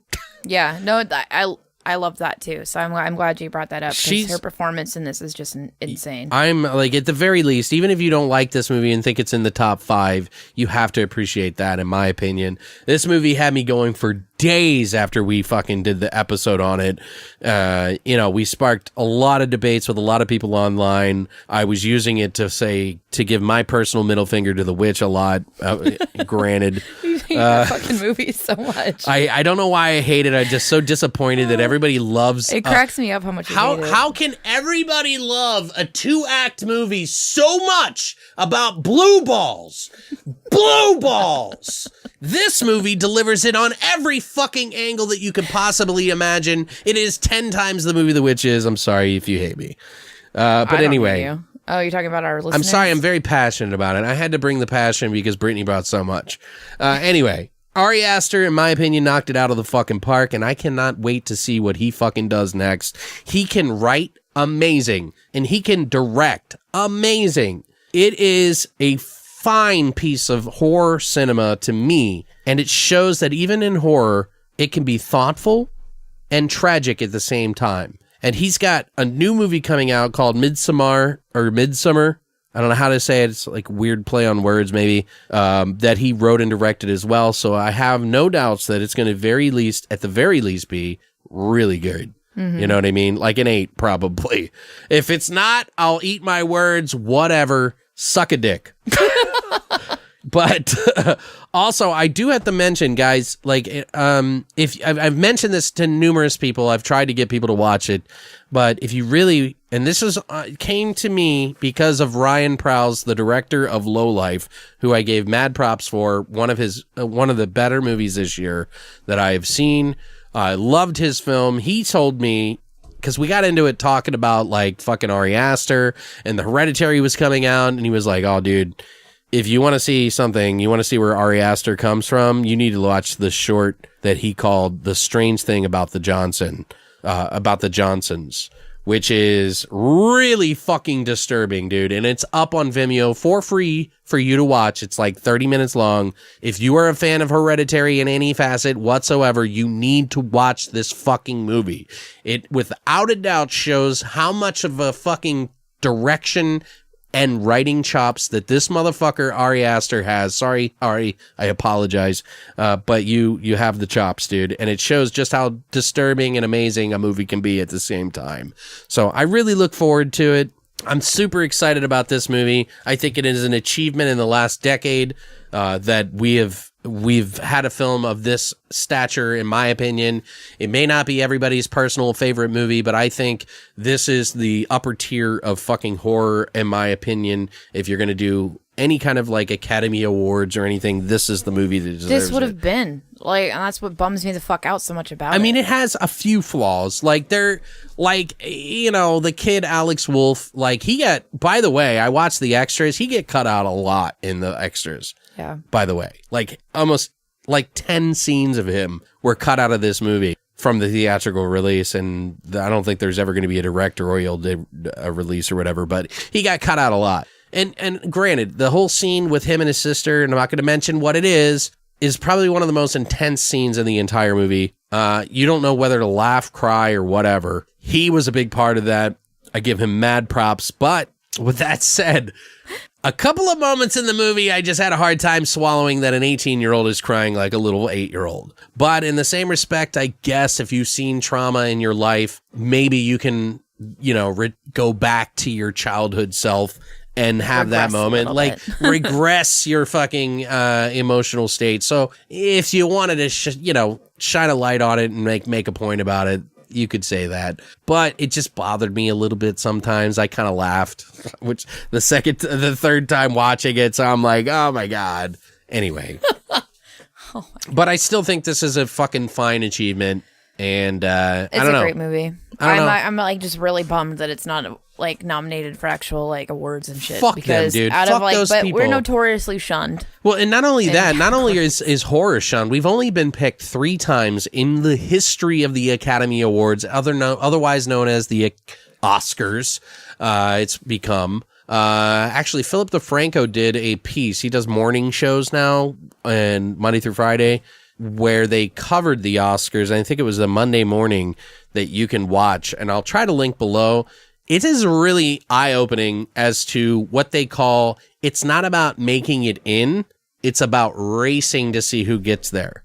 Because there is what they call whisper campaigns, because it is illegal for people to be nominated if you interject with fucking up a movie's like credibility. So they do it behind the scenes. They like try to like plant news into articles and shit like that. Sources say stuff like that to try to fucking sabotage a movie before it comes out. And the Oscars is ridden with that. And I wouldn't trust anything those motherfuckers say anyway. Granted, there's no doubt that these movies that they are picking are good movies. Yeah. But I think they need to take a second look at horror.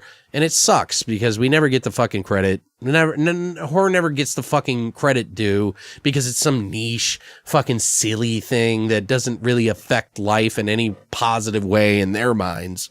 You know what I mean? It's like, fuck you. I don't know. I get mad. But anyway, guys, what do you think of our top picks this year? A lot of you are going to listen to this and be like, Incident in Ghostland's fucking shit. They're like, man, this is a good episode. And they're like, fuck these guys. you. Like, I'm fucking done. That's why we kept it to the end. But, you know, a lot of people are going to look at what, the movies that I picked and just be like, really?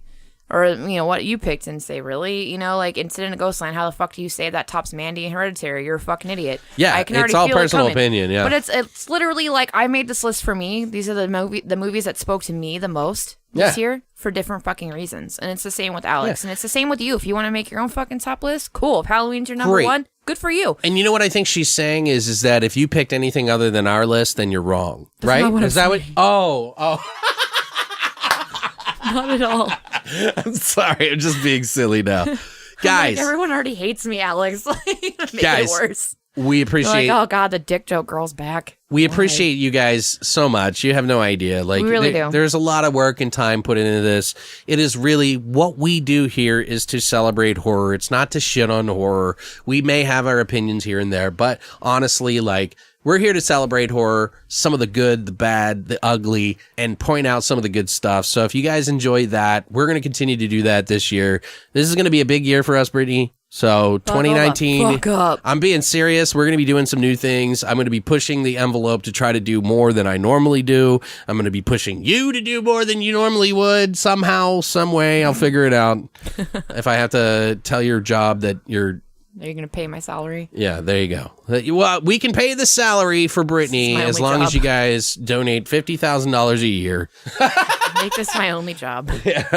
Please. Anyway, guys, thank you make so it much my for coming and visiting us for our top 2018. We hope you enjoyed that. I hope some of your picks are on there. What are some of your picks? What do you think we should have picked for our top 2018? And Britni, welcome back, lady. Thanks. I love those robotic legs. They're great, right?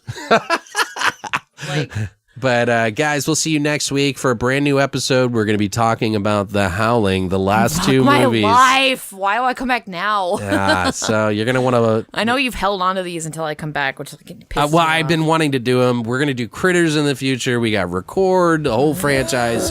But Howling, the last two movies of Howling, I think it's 7 and 8. 7 and 8. Yeah, for the last ones, guys. So we'll see you next week, guys. And as always, Stay weird, monsters.